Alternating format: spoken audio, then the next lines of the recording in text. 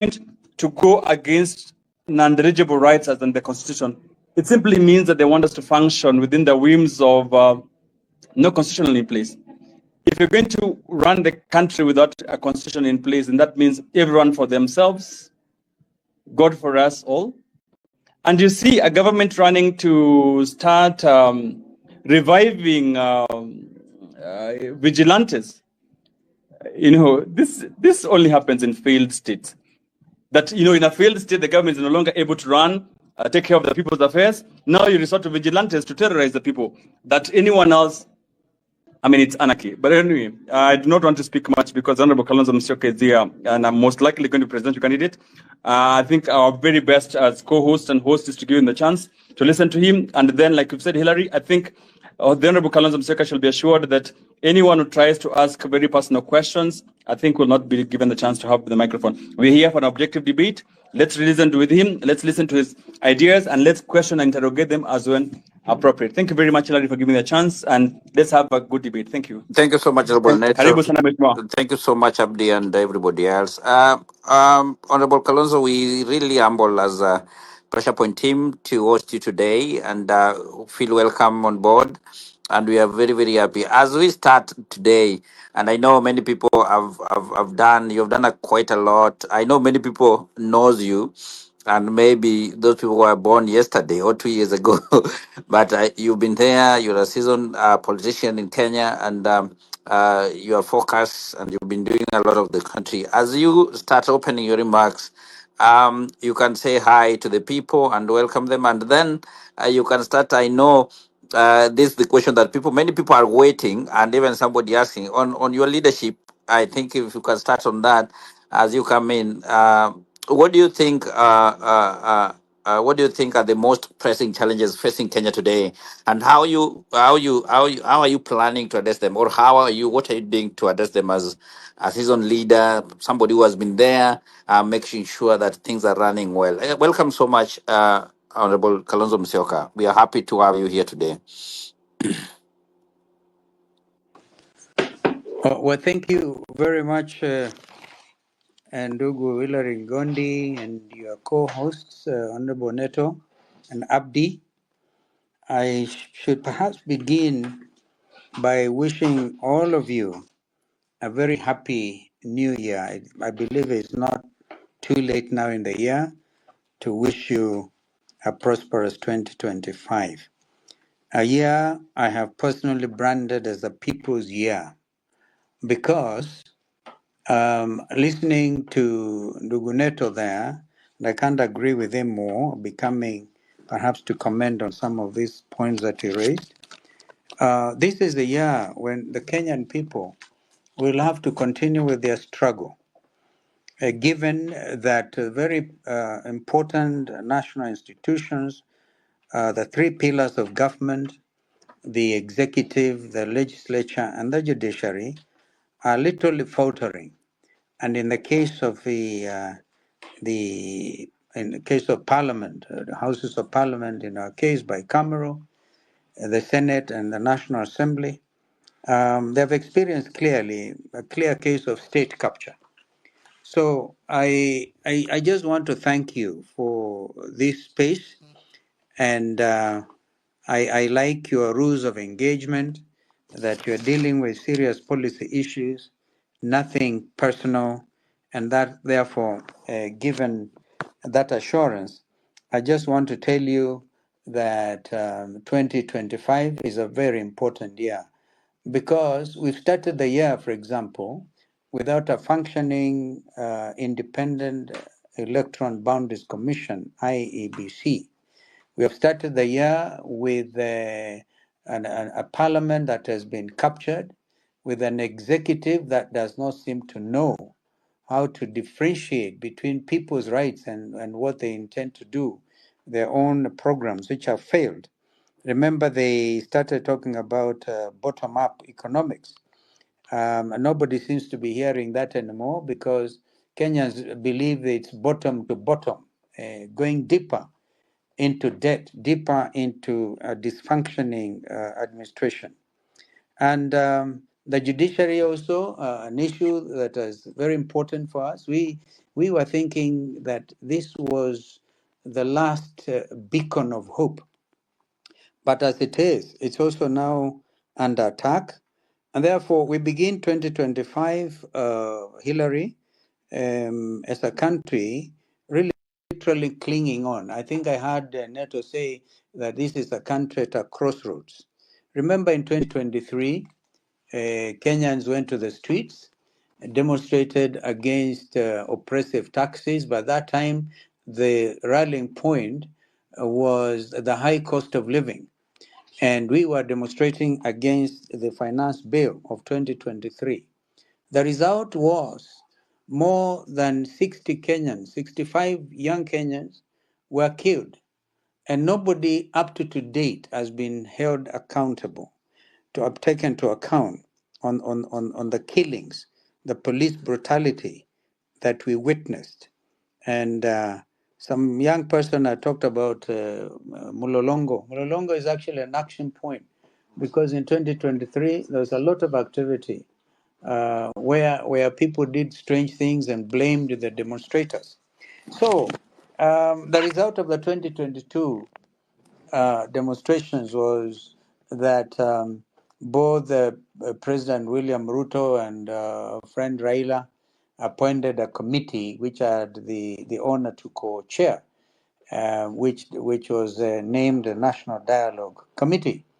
Our recommendations are actually gathering dust in Parliament. The only thing that has been acted upon out of the NADCO report is the signing into law the Amendment Act to the IEBC, itself also being made dysfunctional. And so I wish I had a better story to tell because 2024 then happened. And June 25th last year, 2024, will go down in history as the year when the young Kenyans, the Gen Zs, decided enough is enough and wanted their country back. They wanted accountability, they wanted good governance, and they wanted a country governed by the rule of law in accordance with our Constitution 2010. The problem with our Constitution is not the Constitution itself, it's the Kenyan leaders who do not understand what one time my law professor, the late Okoth Gendo, famously said. The problem in Kenya is not that we do not have a constitution, it is the lack of constitutionalism. And so, if people were able at least do the bare minimum, follow what the constitution says, we will be making some progress. But right now, the country is literally at a standstill.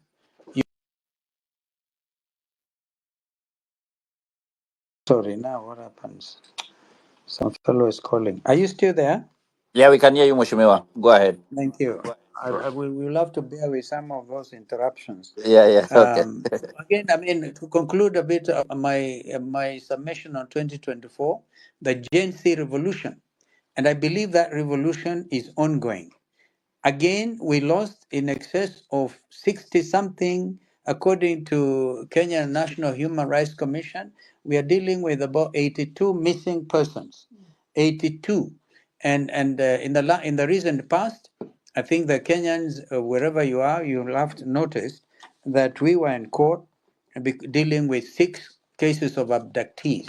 And I was personally in court as a senior counsel making appearance on behalf of the abductees, who are the petitioners and the applicants in this matter.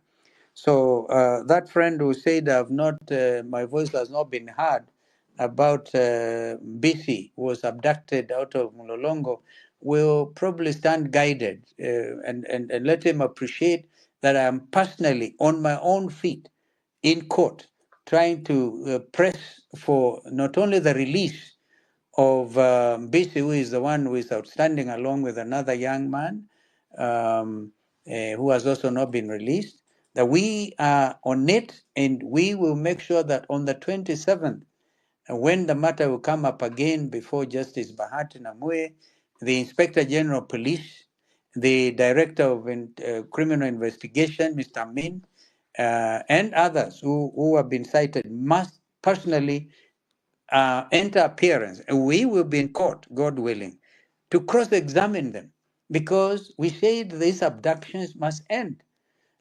We have it on authority of William Ruto himself in Homa Bay, we will stop the abductions, but they haven't stopped. So, all because Kenyans came mood, and they still are continuing. In fact, I get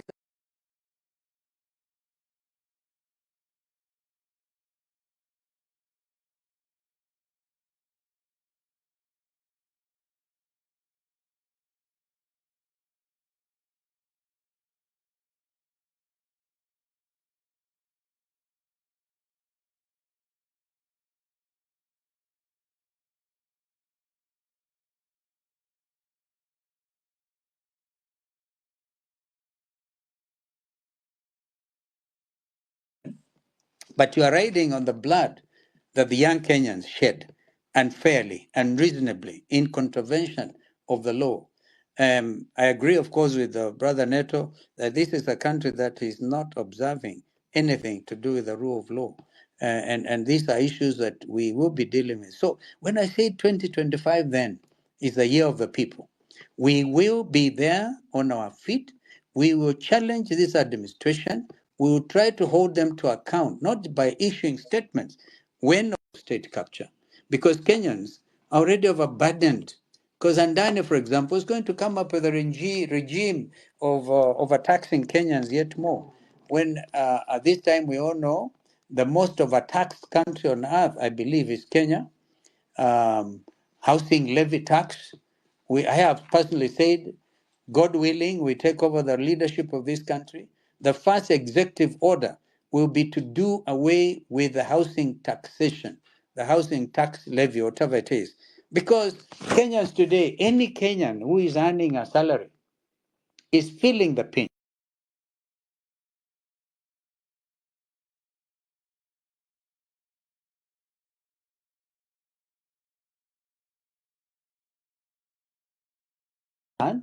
Under what terms are these things negotiated? Kenyans have mortgages on their own. There's a lot of private development of housing, citizens of the world. This opportunity is being denied the Kenyan youth. So we have chosen to call ourselves a people's loyal opposition, along with other colleagues who have decided not to join the broad-based government. We have Honorable former Minister for Defense and Constitutional Affairs, Eugene Wamalwa, the leader of DAP Kenya. We have Jeremiah Kioni, who is the Secretary General of Jubilee. We even have Kanu on board, who have said we are not joining this broad-based government. And we will be showing the way forward with regard.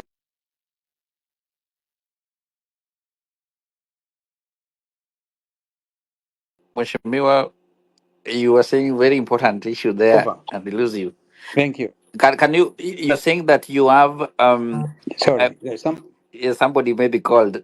Just repeat the sentence that you have somebody something with. called. All right, no worries. We can hear you now. Mm. Sorry, can you hear me now? Yes, I was very well. just saying that soon we'll be making announcements with regard to revitalization of the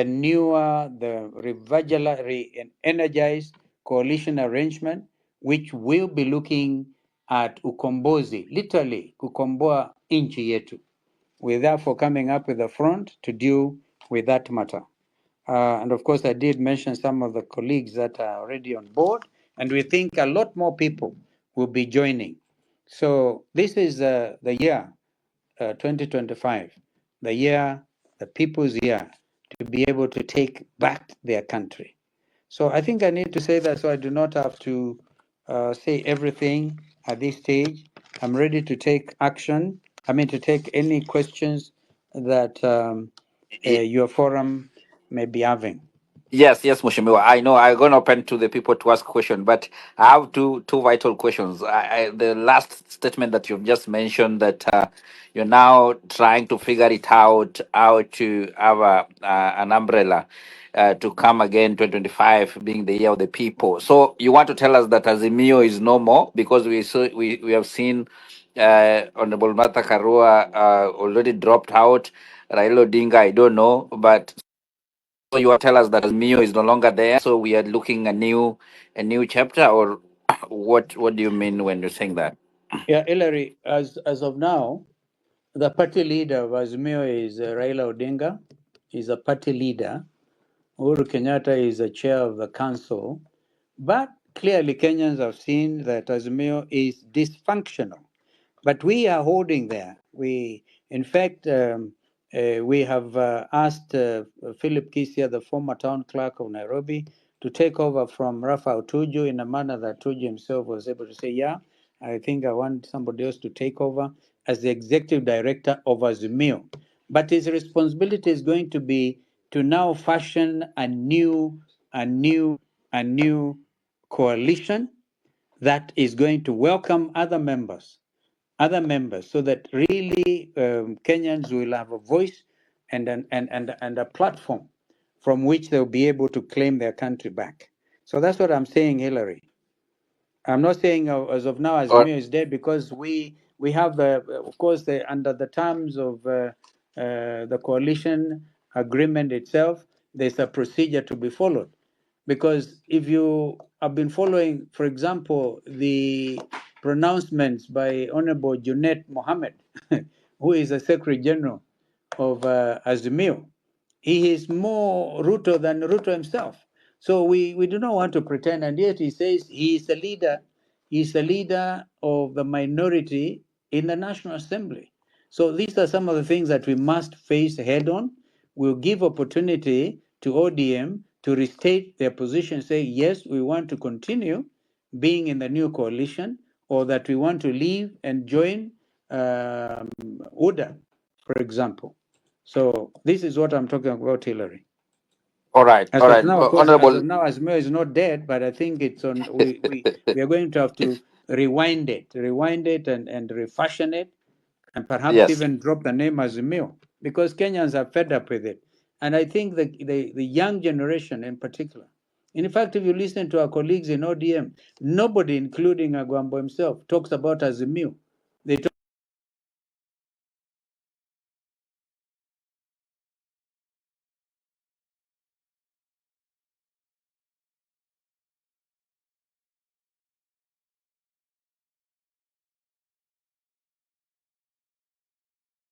about ODM.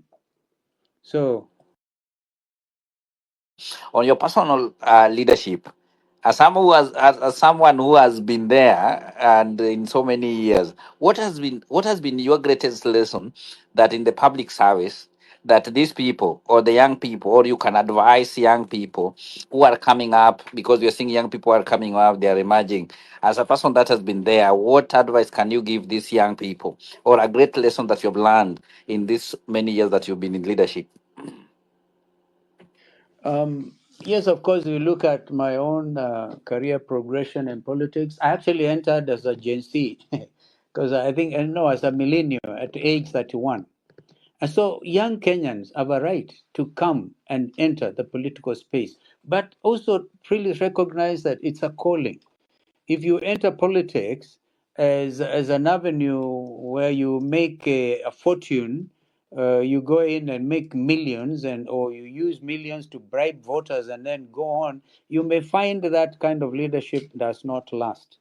So my own experience is that you cannot succeed as a leader if it's not a calling. And I've looked at it as a calling myself. This is why you will never hear a lot of Kenyans associate me, although I was vice president to Kibaki, with amassing insane wealth, or stealing from Kenyans and doing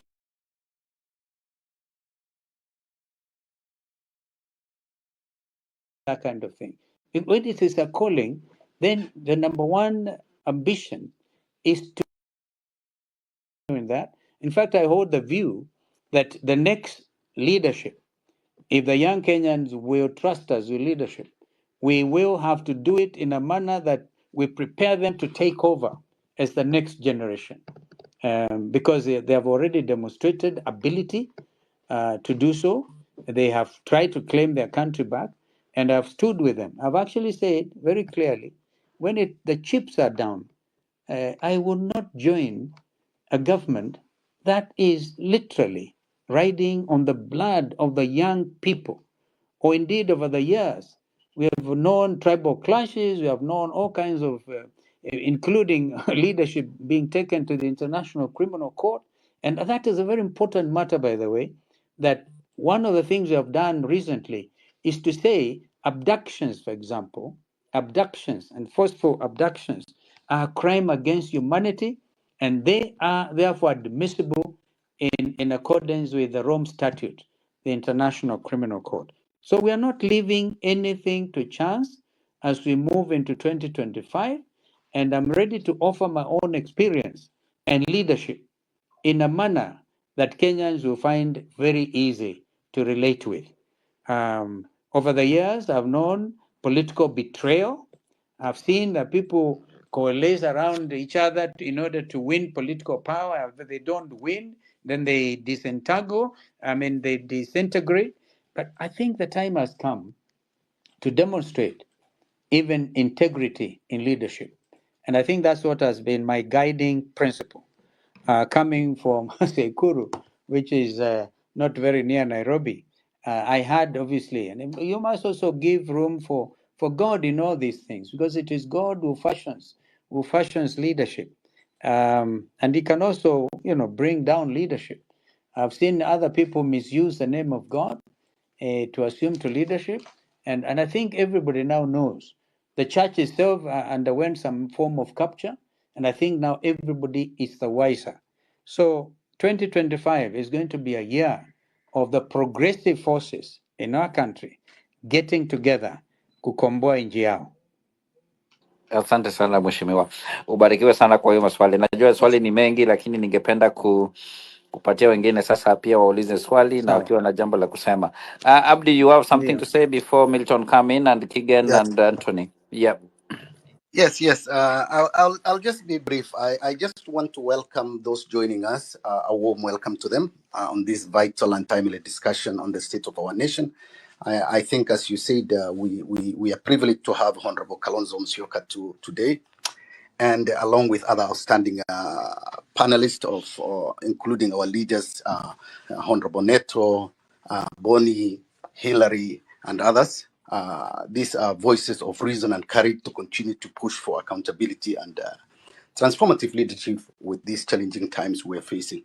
I think all your presence here reaffirms that the strength of our nation lies in people willing to speak up, people willing to engage, people willing to demand the leadership we deserve. I think this space is not just for reflection, but also for actionable solution. Let's harden this opportunity to shape a path forward rooted in justice, unity, and hope. I welcome again everyone on board. Having said that, Honorable Kalonzo, I'll follow up one question with what Hillary was asking about the succession politics. And you had Honorable Dan Manzo, the Wiper Party, who said, we will form an alliance with Rigathi Gachagua, which will win 50+1 round one. What's your take on this too? Thank you. Honorable Dan Manzo, the Wiper Party.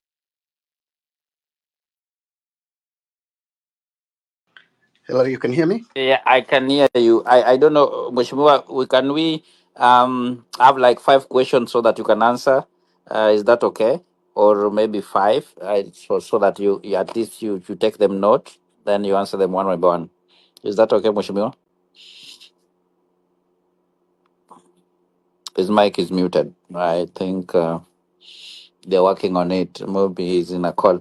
Kigan, do you have a question or you have something to say? Or before Milton? Yes, for me, yes, I can see His Excellency is back Yeah. on, but I will say this. Your Excellency, Hello, now that your speaker is back on, hello. Your Excellency Kalonzo, Merry Christmas and a Happy New Year to you, sir.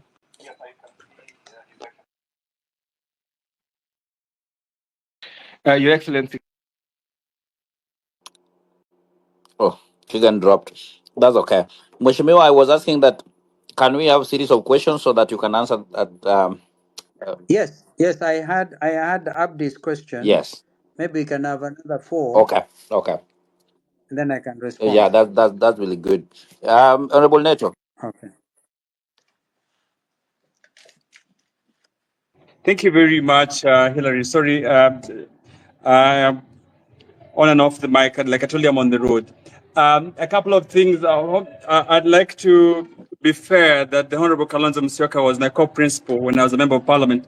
So there's how much questions I can ask because he's my leader. But a couple of things I'd like to say. He did very well when he was at the KICC, when I think the Honorable Raila Odinga at that time was trying to join Ruto's government. And I think the Honorable Kalonzo Musyoka stood his ground, which was, and I think he said it this evening, that when the chips are down, he will stand with the Gen Z, which I think he did, in terms of just trying to, stick with the people. And that I think that was really, really statemently. But a couple of things, Honorable Mr. President. Someone in the chat says that you do not finish what you start, and that you're also gentle for Kenyan politics. Those are the two issues. But the one that bothers me quite a bit is that you've always stood on the platform of integrity and constitutionalism and rule of law. But case in point, Machakos County is doing very badly. And Dr. Boni is here, and he'll give you some statistics around Machakos County, the corruption, the malgovernance, and everything else that goes on in there. So on the one part, as party leader of the Wiper Party, and then right before your eyes, one of your governors is manifestly engaging in malgovernance. How do you reconcile those things in terms of what you stand for, which is what this Kenya is asking for in terms of you don't finish the things that you start. You're talking about integrity, you're talking about rule of law issues, but right before your eyes, political parties in their real existence are supposed to be those structures of governance that, it's the sort of governance we'll see. What Wiper Party is demonstrating right now is what we'll see when they get into political power. So how do you reconcile those two? That's what I want to ask for now. Thanks, Hilary. Thank you. Thank you, Honorable Neto. And just a follow up, I'll bring So one third question one. from the chat too. And the question from the chat is from Ndolo. And Ndolo is asking, can the former VP be clear on the air to claim that he's holding the country at ransom on IEBC issues and commissioners? I think this is a question that has been coming up in the chat. A lot of people have been asking the same question. And many believe that the current IEBC be clear on the air to claim that he's holding the country at ransom on IEBC issues. Yeah, so I think this is a question that has been coming up in the chat. A lot of people have been asking the same question. And many believe that the current IEBC be clear on the air to claim that he's holding the country at ransom on IEBC. Yeah, I think there is an echo at the background, but the question was, many believe the current IBC crisis is partly due to the actions and those of the Wiper Party during the past electoral negotiation. How do you respond to this? The role of commissioners' appointment, do you believe the process for selecting IBC commissioners by your party contributed to the current instability? I think this is a question that is so many in the chat, so I think we can also put it to a rest. Thank you and let your comments come. Thank you again for all those who could not get the mic. Oh, thank you so much, Abdi. Mheshimiwa, those are three. Anthony, I want to give you. Then I give Many in the chat, so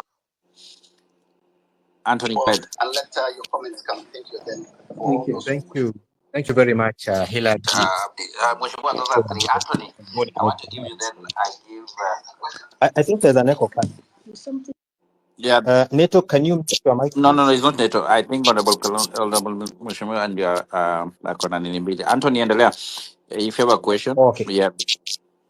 Thank you very much for the space. I hope I'm audible. You are. Thank you. One of the things I've really fought for from when we began this in June 25th was the direct involvement of young people into the structure. And I'll give you a case in point. Anthony, are you coming? You want to give us a history? That's okay. Do you have a question or do you have something to tell us? I was only now preparing the ground for the question that now I asked the question. One of the things I did to try and highlight that young people do have something to offer, we came up with the Adani case. I, Tony Gashoka, Mount Kenya jurist, and everyone else was in that team. And we have a great team from the diaspora too. And I watched in front of my eyes as, and I give them credit as they took the case and went with it, and we did a very good job at it in the court. But what I want to understand, and the Honorable Kalonzo has put it very well, that he wants to nurture. Hear the conversation. That he wants to nurture. So when we talk about nurture, at what point do we begin to nurture? Because when we are what I want to understand, and the Honorable Kalonzo has put it very well, that he wants to always kind of thrown behind. And you guys tend to take the light. We are not asking to come into leadership directly, but we want to be involved. Like now when you're talking about coalitions that are happening, young people in this country have been the driving force, literally bashing this government and calling it out. But when coalitions are being formed, those young people are not in the table.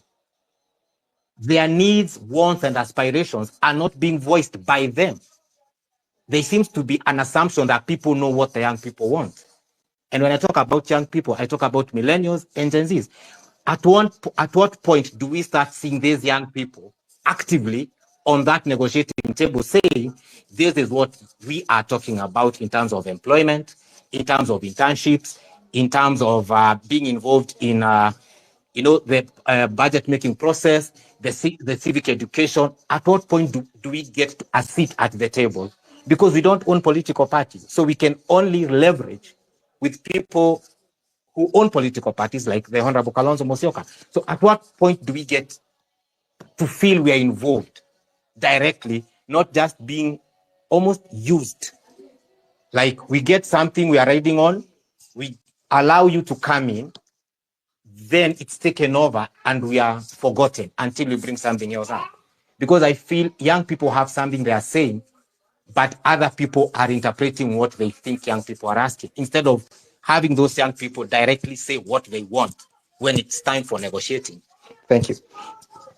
Well, thank you so much, Anthony. Mheshimiwa, you can respond to those ones as we wait other speakers to come in. Having those young people directly say what they want when it's time for negotiating. Thank you. So thank you so much, Anthony. Mheshimiwa, you can respond to those ones as we wait other speakers to come in. Well, thank you so much, Hillary. I'll begin by the question. There's some background noise.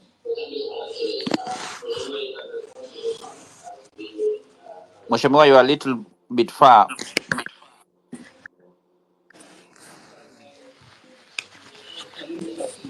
Mm, It's a Come close mix-up. to the mic, please. It's a mix-up. okay. Mheshimiwa, you are a little bit. Yeah, there's a bit of a mix-up. Are you there? Yes, we can hear you now. You are clear. Yeah. Okay, we'll move to that. I want to begin by the question by, I think, Abdi, when he talked about what Dan Manzo said yesterday. I think it was a morning show between himself and his fellow senators, Sifuna, Secretary General of ODM, and Senator for Kisumu. Of course, it's clear he was just referring to a visit former Deputy President Gachagua made to his county of Makueni. Are you still there? Yes, Are you Mheshimiwa. still there? Yes, we can hear you. Yeah. So You are clear. what Dan Manzo was basically saying when he talked about 50+1 is really looking forward to a possibility. But I can tell you as of now, we have not opened discussions with the former deputy Gachagua. The only thing I think Wiper did during the impeachment process was they stood against the motion of impeachment, and I think that was a very principled position, and because it was a very well canvassed political position by the party at a retreat, because Kenyans were saying they wanted Kufa driver, Kufa Makanga. So it was not going to be Gachagua alone, but even Ruto. That's what Kenyans wanted at that time. So when it comes to coalition building, and I want to link this one up with what Anthony who is actually talking about and sounding a bit angry that the youth are not properly involved, even in coalition making. I want to assure him, when now it comes to this, this is the time to know. Really, I wish, for example, that the Gen Zs had formed a political party by now. If they had, I can tell you that I would be the first one to invite them into the new coalition arrangement so they'll have a seat, a proper seat at the table in order to together liberate our country. Bonaneto, I thank you for the kind remarks, but you think I'm too gentle for Kenyan politics? Ukiona simba amenyeshewa unaweza kudhani ni paka. We have to take everything as it comes. When it was time to fight for this country against state capture by Adani, we were there, literally. When it came to the time to say we must stop this nonsense about abductions, yours truly, I think, has been on record and literally fighting from the front line.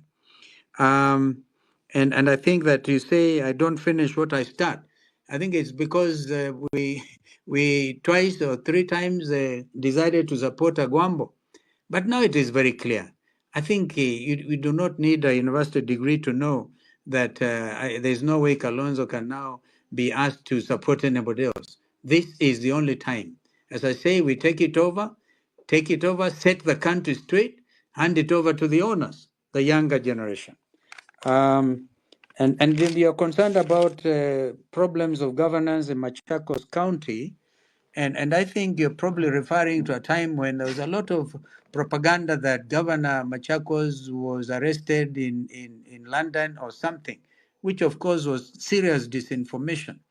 And if there are matters that have been brought to the fore, either on the floor of the Senate, because the Senate has the oversight role over counties, then of course there's no way as a party leader I can condone governance issues in one of the counties that the governor comes from Wiper. And so I want to assure you, we cannot deal with double standards when it comes to the issues of governance. Now, this matter about IBC that we are seen to be holding the country at ransom. I can tell you this is a concoction by one Itumbi who works for William Ruto, and he spread the disinformation. The situation is when we, after the signing of the IEBC Amendment Act, there are various formations, and the Azimio coalition was given two positions. One position went to ODM, and then that it was agreed it was coming through Parliament, and therefore the name of Professor Adams Olo went in without any problem. When it came to Wiper's position, it was then Wiper to discuss with the other 23 members of the coalition parties. But then the state came in there, caused confusion, and brought in a candidate because I think they're afraid that out of the 9 panelists who are supposed to choose the new IBC commissioners, they may not have sufficient sway because the nominee from the Law Society of Kenya, the nominee from the churches and religious organizations, the East Park nominee, I think they looked and said, wow, we do not have one. So let us interfere with the position that the position that is supposed to go to Wiper. And that's why they went and challenged, they brought in a person without a parliament or the county assemblies. Are you still there? Yes, Mheshimiwa. We are. A lot of interference here. No, no, it's okay. So, in order to set the record straight, the matter of Dr. Koki Muli, and out there anybody really look at somebody with that kind of experience in terms of managing elections and doing whatever. In fact, Dr. Koki's I think passion is ensuring that whoever becomes a commissioner, the 7 or so commissioners, must be people, men and women, who are going to deliver a credible election. But what is happening, the obsession with Kenya Kwanza, is they want to get a commission that will be user friendly. We cannot afford that kind of situation. So Dr. Koki Muli won in court against the Kenya Kwanza sponsored Augustine Muli, a leader of a party with this is where we are. The matter is come on the 21st of this month. And whatever the outcome, if Koki Muli's a position is upheld, of course she will then go on to join and I hope that then William Ruto can quickly move and appoint the panelists. Because one gets a feeling that because of the Gen Z revolution, Kenya Kwanza does not want to see an IBC in place because they know that all these MPs, some of whom voted against the finance bill, who voted yes for the finance bill in 2023 and 2024, ran the risk of being recalled by their own constituents. So they are very keen not to have an IBC in place. So we have said as Wiper, if Koki Muli is, because it is a Kenya Kwanza sponsored Augustine Muli who has appealed after losing the case before the court of first instance. If Koki Muli's win is upheld, then we hope that Ruto can move quickly after the 21st or thereabouts to form an IBC. And because really, the ball is in the court of William Ruto. When Koki Muli's matter was determined in favor of Koki Muli, they prevaricated. Instead of forwarding the names from the National Assembly to President William Ruto, they denied that meant gave themselves 1 week within which to their client Augustine Muli to make an appeal. That is the truth of where we are. And I've actually said, if the courts rule against the Koki Muli, Wiper will abide by that decision. If, on the other hand, that this Augustine Muli's matter is thrown out again, then Ruto should take it and move on. Are you still there? Yes, yes, we Yes. can hear you.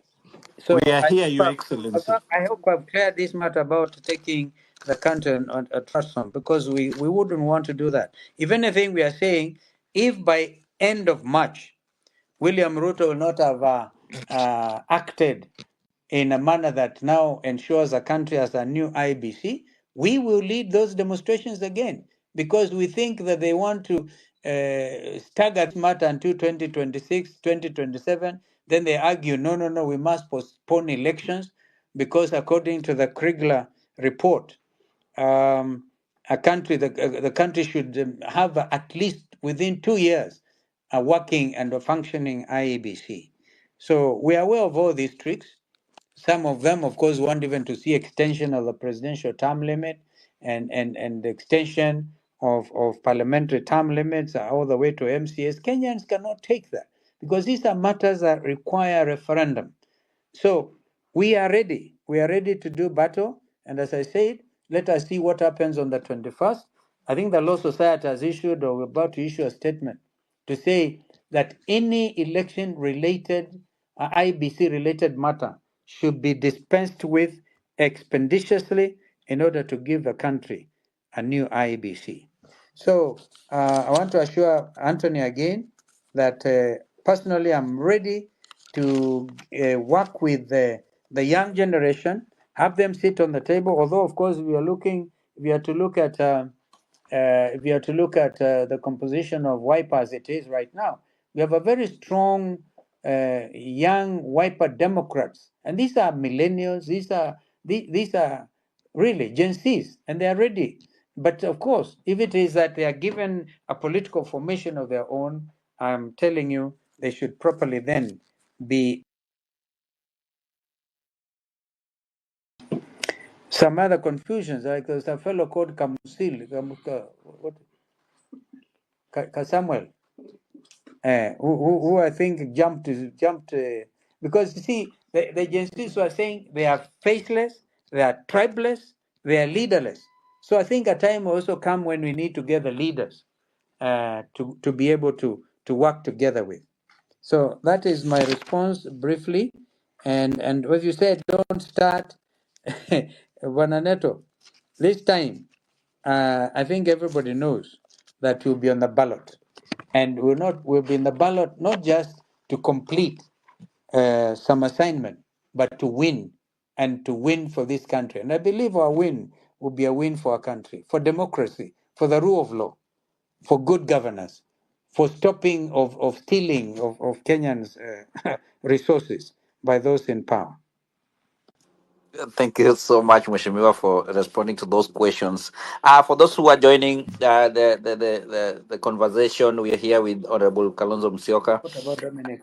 and I know we know him, and is telling us what he want to do, and is conversing with us. And therefore, Mheshimiwa, chukua maji kidogo kunywe. Unapochukua maji, tupatie hao wengine wangwana wengine pia tusikie maoni yao tunapoendelea. Na pia wale wanatusikiliza, you can write your questions down there so that we can read them. Abdi will respond, will read them, and Mheshimiwa will respond on that. I want to, Abdi, can we give to Wanjiru, then Dr. Boni, Dr. Militon, then Dr. Boni, on that order?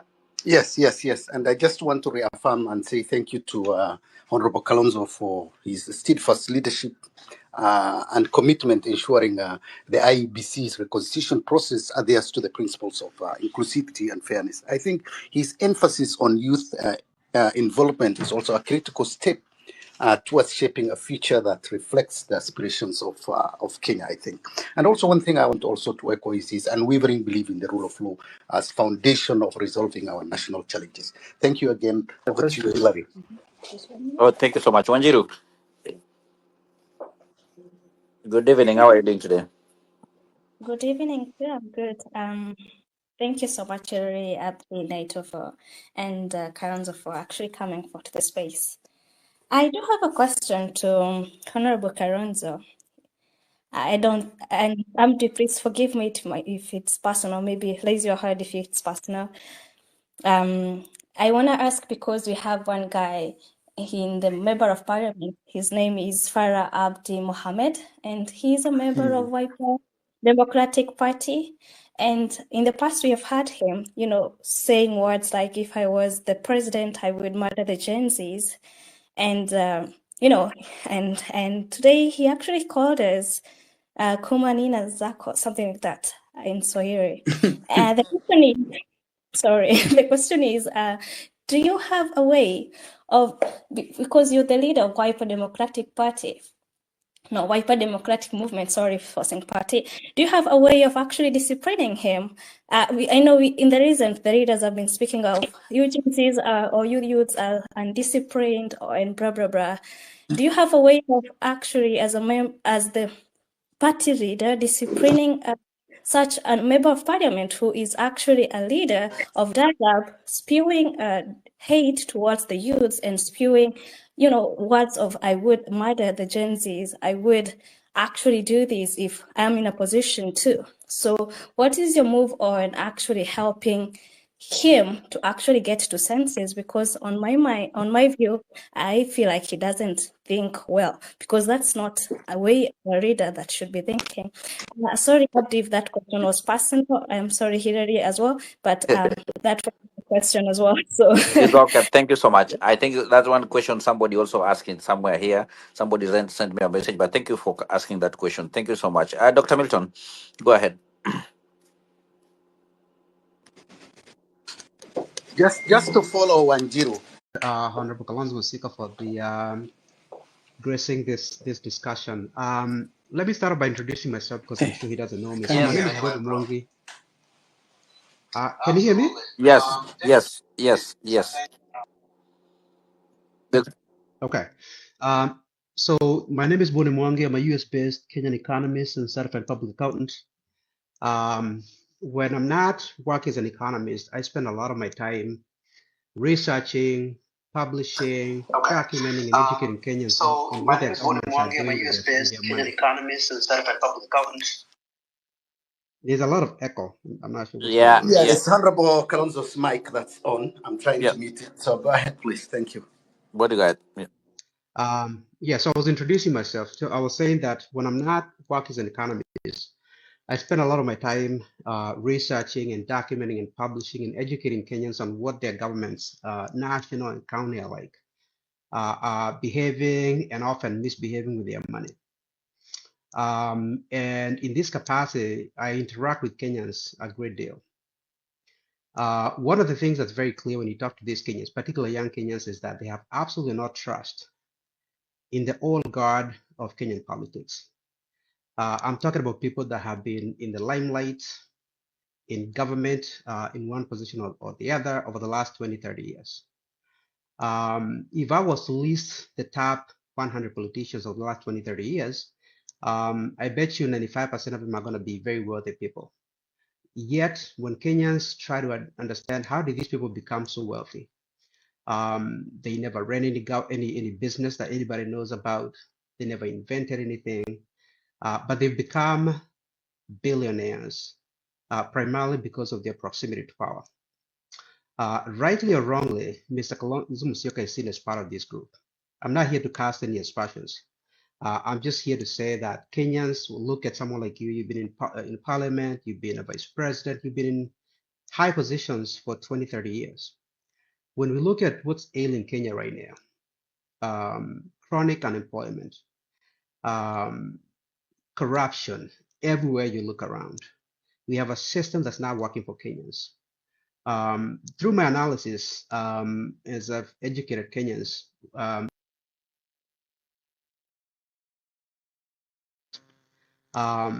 politicians are eating up virtually everything Kenya has to offer, leaving everyone else trying to survive.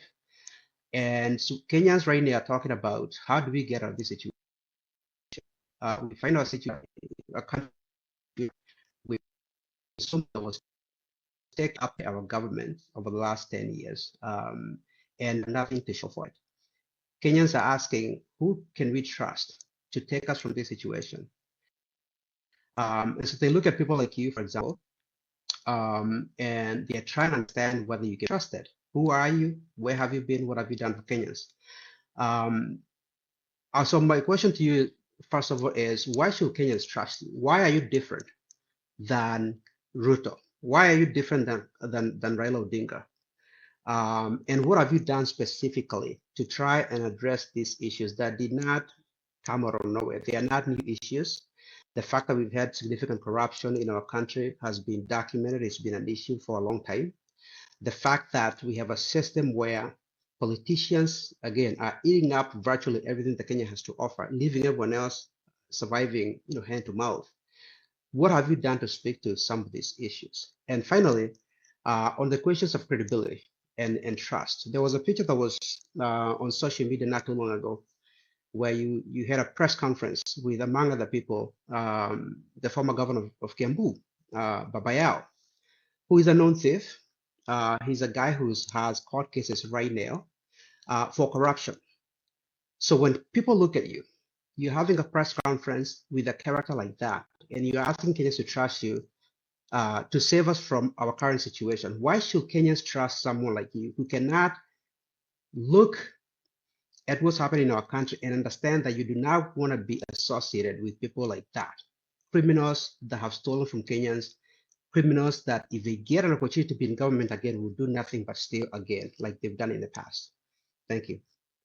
Thank you so much, Bonnie, for that. Dr. Milton, can you hear me? Dr. Milton? Okay, Yeah, let me go. yes, I can hear you, and I'm Okay, ready to go now. go, bro. Then Dr. Nyango, you'll follow in that order. You've been here. Right, go ahead, bro. All right, thank you so much. First of all, my apologies that you called me a few times. I am in the middle of something, so I had to respond to that. But here I am. First of all, it's a great pleasure to be able to share this space with Honorable Kalonzo, a man that for many years I've held in high regard, and I still do.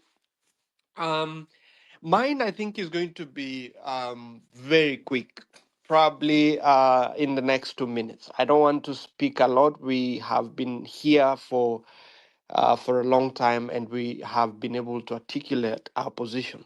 So, first thing is, Honorable Kalonzo, um, you said that you've been in this political space since you were 31 years old. So, really, for the life of Kenya's political age, we would say that you've been here for 42, 45 years. And I look at your CV as a politician, and I mean, the only thing you've not been is to be president. But I want to ask you, in view of the sorry state of our nation, the issues of bad governance that stem from the lowest level of governance, which is the ward level, all the way to state house, how proud are you of the record that you possess from being member of parliament to being vice president? And today, would you then say that you are the solution to the bad governance questions that Kenyans have for those who have been in the political space? I ask that, and it is a two-sided question. First of all, to speak about the achievements that you are proud of as a political leader for more than 4 decades, and two, take responsibility for where there has been a systemic failure that you could have done better as a legislator and as vice president. Because some of the questions we are talking about are questions that you could have done better to address them as a member of parliament representing the people of Mwingi and Kitui for that matter, and as vice president under His Excellency Mwai Kibaki between 2008 and 2013. And an addendum to that question would do with your 10 years between 2013 and 2022, and 2 years on as leader of Wiper Party, where you have been principal of people at governor level, at MCA level, at legislative level in the National Assembly and the Senate, who have failed to do their job, who have, and I want to be very, very categorical, I don't want to miss my words on this, who bear blood in their hands because of the heinous acts of bad governance and corruption that has led to thousands of lives being lost while they were governors, while they were MCAs, while they have been senators, while they have been members of the National Assembly. Because I do believe that the breakdown in political accountability over the 2013 period to date is genocide, is economic genocide that is unacceptable. And I carry along and associate myself with the sentiments that my colleague Boni has expressed, that you can actually speak with Babayao and he can claim to be your disciple. How do you reconcile that association? So how do you take responsibility and how do you express pride in your political record for over 4 decades? My second question would be, Honorable Kalonzo, when we talk about bad governance under the William Ruto administration, and I've listened to you say that Azimio still remains intact, I am extremely disappointed to hear so much conflict in your statement that Honorable Raila Odinga, Honorable Junet, and others are more Ruto than Ruto himself, but you can actually say that Azimio is still intact and still represents the interests of the Kenyan people. When the Kenyans themselves have been categorical that they have nothing, they don't want anything to do with William Ruto and his regime and the scions that are being born out of his marriage and convenient relationship with Honorable Raila Odinga that has extended the lifeline of William Ruto.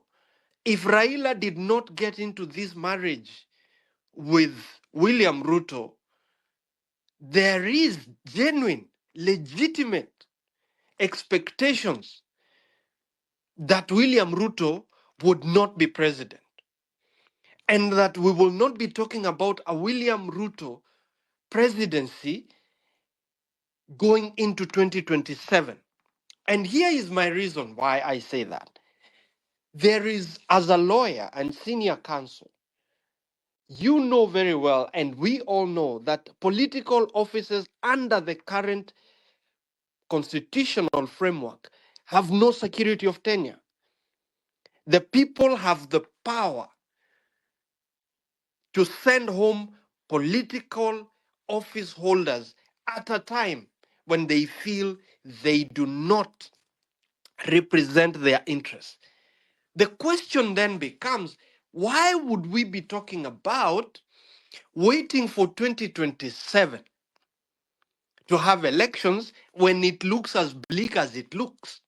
And you co-chaired NATCO, and you rightly said that your report is gathering dust somewhere. How then do you want Kenyans to trust you and trust what you say, that you're actually the alternative? You are actually the face of the transformative leadership that the Gen Zs are clamoring for.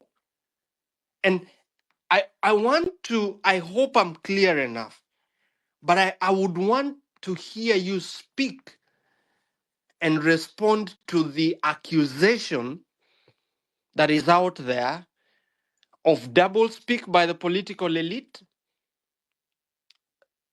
of whom you are a part, and then Milton, try be to able land, to please. bring Thank you. Kenyans to believe that you actually represent the transformation point that the Kenyan citizens find themselves in. I hope I am clear enough. I shoot straight, and I would want to hear your thoughts on that. And please, if it is not too much to ask for, if we can continue this conversation with the honesty that the Kenyan Gen Z is demanding. On the issue of abductions, you've made yourself very clear. Dr. Milton, I don't Dr. need Milton, to I think you need to land. I don't need to Dr. Milton, you belabor need to that land. point. But if you could speak to my questions with clarity of thought and as honestly as you can be. Thank you. Thank you, Dr. Milton. I think for the panel of speakers, let's be a bit brief and let's utilize 3 minutes to get on. I think I'll just capture whatever I had. It's very quick. There is Wanjiru, and this has been coming back to the chat about the sentiments made by Honorable Farah Maalim, and I agree with her. Hate and violence have deep, lasting impacts beyond political lines. It's essential for all of us, leaders and citizens, to be mindful of our words and action, and we focus on unity, not division, that prioritizes peaceful, constructive dialogue. I think Bonnie and Dr. Milton also have touched on an important issue, which is about the political baggage, past actions, trust issues that must be addressed transparently to build confidence. Having said that, over to you, Honorable Neto, and then we can go on the order. Thank you. Thank you. I think Neto as on the way. Before Honorable Kalonzo come in again, I want to say that, guys, there's so many requests that we have. If you have a question, you can write down there. We will try to read them so Mheshimiwa can respond to them.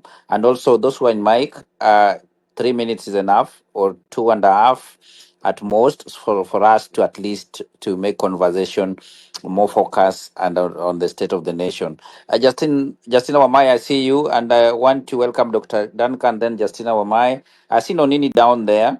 I see Wavinya Ndeti, Mheshimiwa from Machakos County. Thank you so much for joining. And many leaders who are on the platform, thank you so much for joining. You can chime in the conversation. Cornelius Rono, I see you there. Thank you so much for joining. And everybody else, we welcome you on board. And we are here with Honorable Kalonzo Musyoka. Duncan, go ahead then. Justina Wamai. Thank you. Thank you very much, Hillary, and Happy New Year to you and the team. It is a pleasure to meet this team again, to be able to hear the insights, and to Honorable Kalonzo Musyoka for making time for us. Maybe for his sake, I am still Dr. Duncan Onyango. I am a scholar, but when I am not in class and doing that kind of work, I lead a political caucus called Changemakers that is affiliated with our Honorable Kio Mtata's, the National Reconstruction Alliance Party.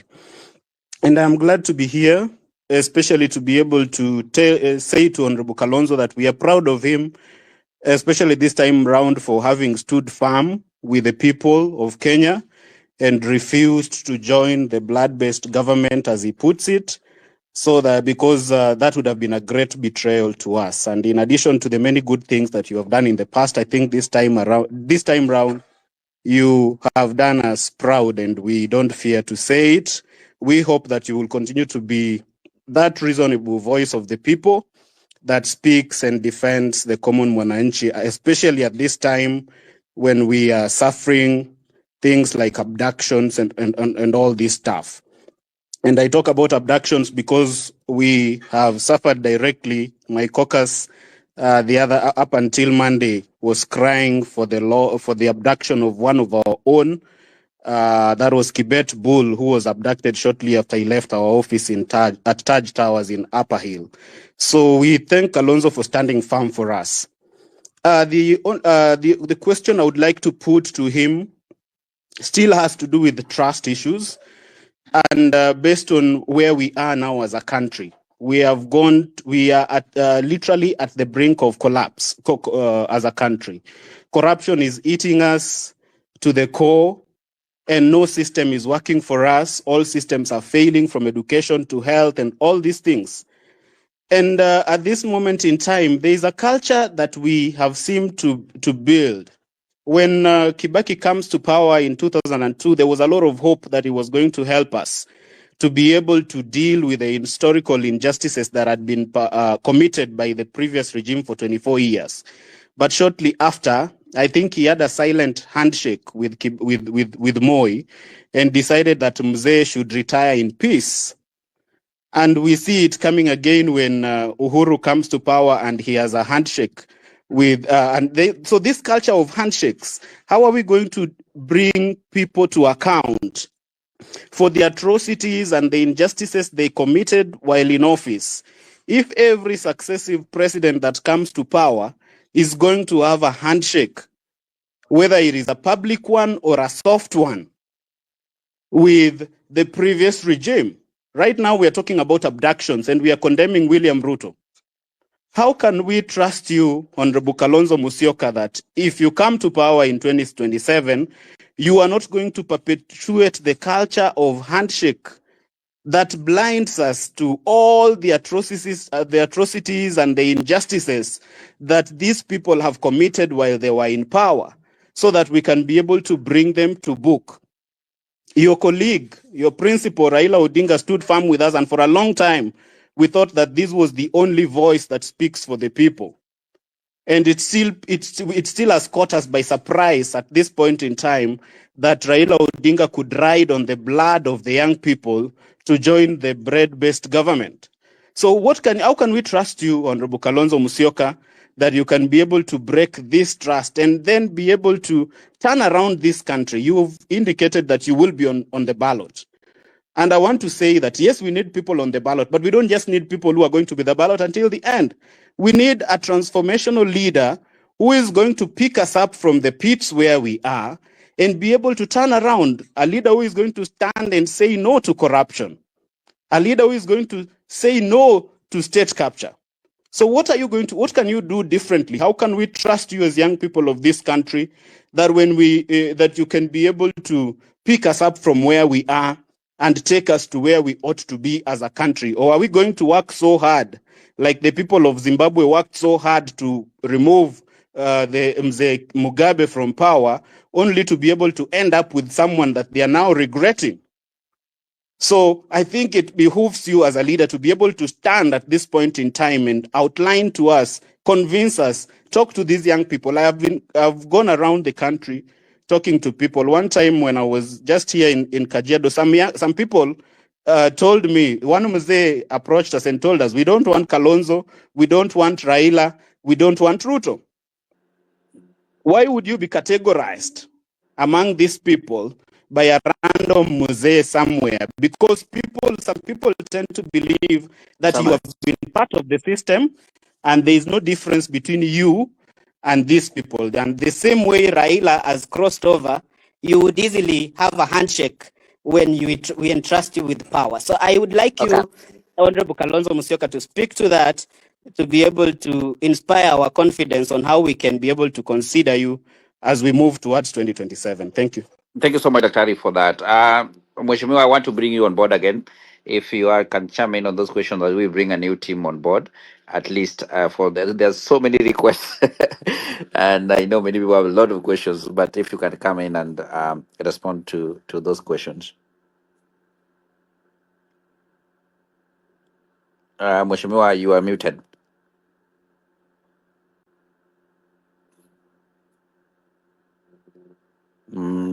Abdi, can you hear me? Neto, can you hear me? Respond Yes. to those questions. You confusing. Yeah, Honorable Okay. Kalonzo is on. Okay, okay. Mheshimiwa, go ahead. You can hear me now? Yes, I can hear you. Yeah. My microphone is on now. Can you hear me? Yes, very well. It was very good that time. Hello. Yeah, I can hear you, Mheshimiwa. Okay. You can hear me? You are on. Yes, Lovely. you're on. Well, I really must thank Wanjiru in the first instance, Dr. Milton, Bwana Mwangi, a good economist there, and Dr. Milton Nyakundi, and Dr. Duncan Onyango. Really very refreshing listening to these fellow citizens. First of all, a very quick one on Wanjiru. What Farah Maalim said today, additional to what he had said before, when he said he would kill young Kenyans for exercising their constitutional right to demonstrate, to picket in accordance with Article 37 of our Constitution.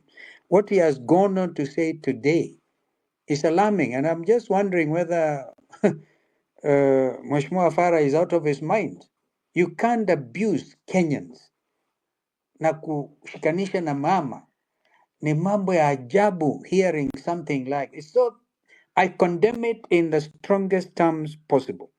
And since he was saying this in the presence of President William Ruto, and Ruto did not even hold him and tell him, hey, Mheshimiwa, even if you want to support me, this is not the way to do it. So clearly, we had as a party, because unfortunately in our books, Honorable Farah Maalim appears as the deputy party leader. I can assure you, before the end of this year, we'll have had our national convention of the party, and I can assure you there's no way Mheshimiwa Farah Maalim can get a single vote from the party that I'm honored to lead as a party leader. In the meantime, we've referred the matter to the party's disciplinary committee, and I'm sure it is handling that. But after today's outrageous utterances, I would advise him to resign from the party. He doesn't have to wait to be thrown out.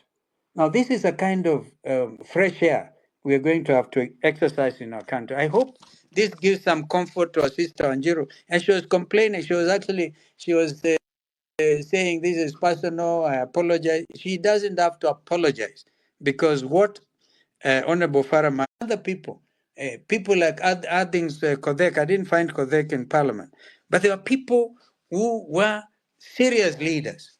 People like Matiba, for example. Matiba was a rich man, but he didn't hide it.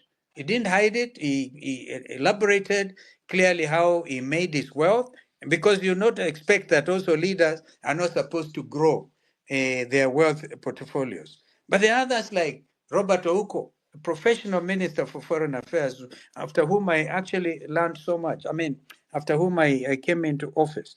And people, again, who are in the area of our diplomacy, countries' diplomacy, um, giving a clear direction on what this country stands for in terms of our international relations. These days, you get our men thrown into Haiti with absolutely no consideration whatsoever. Gang, sorry about this. Are you still there? Yes, we are here. We can hear you. The people try to interfere with this phone. Okay. I have come out, for example, to say we have sent our men on military assignments, peacekeeping missions in the past to countries like Angola, to Mozambique, to other. These countries work for international peace. That has been one of my preoccupations during my professional time. I'm very proud of what I've done over the years to, for example, make sure that we end up with the world's newest state, the Republic of South Sudan. Never mind, they're also facing big challenges. But this took a serious intervention as a foreign minister. And of course, also working in the region with Somalia. I've even tried to help our people in Burundi. And more recently, in fact, in the DRC, helping President Kabila and Felix Tshisekedi to form a coalition government. The continent of Africa is really bedeviled with a lot of political challenges. But then, as a person, I think I've honestly played my role in the ministries that I was given to lead. And even as vice president, no, Kenyans may not remember, for example, that as Minister for Education, I actually outlawed corporal punishment in our schools, in keeping with what the world, of course, has come to look at children's rights and what have you. But sometimes you have this thing about collective responsibility, the doctrine of collective responsibility. And when that happens, then you end up with a breakdown in terms of political responsibility. I'm addressing you, Dr. Nyakundi, because you're saying, can I take responsibility for some of those failures? Indeed, when a country goes wrong and we end up losing people in tribal clashes and others, you feel it. But you cannot run away because you're not running the country alone. Yeah? And that you cannot even, I think others think, the double speak by the political elite. Some of us over the years have come to be who we are.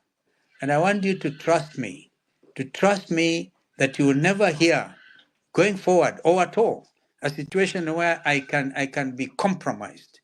I've never been compromised. And therefore, really, Duncan Onyango, Daktari, I'm happy that you're able to see, to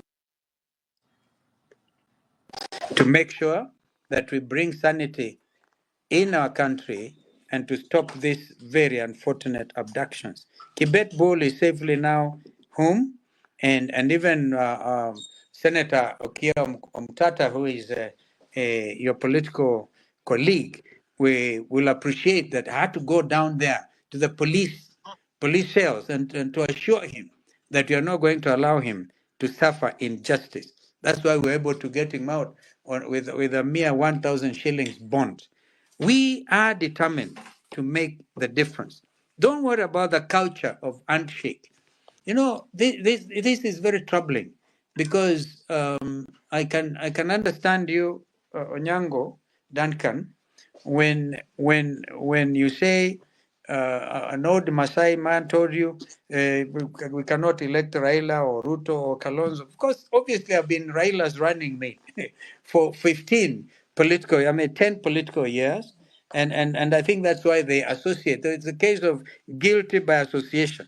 But the time has come to stand in solidarity with the Kenyan people so that Kenyans are able to see the real Kalonzo Musyoka, not one who is seen from the lens of Raila or Ruto or Moi or other people. Therefore, I want to assure you that you can trust me. They say that the proof of the pudding is actually in the eating. Now, a few things have been asked about Babayao. I gather you, Bwana Mwangi, famous economist, correct me if I'm wrong, but I think you tried to run for Governor Kiambu.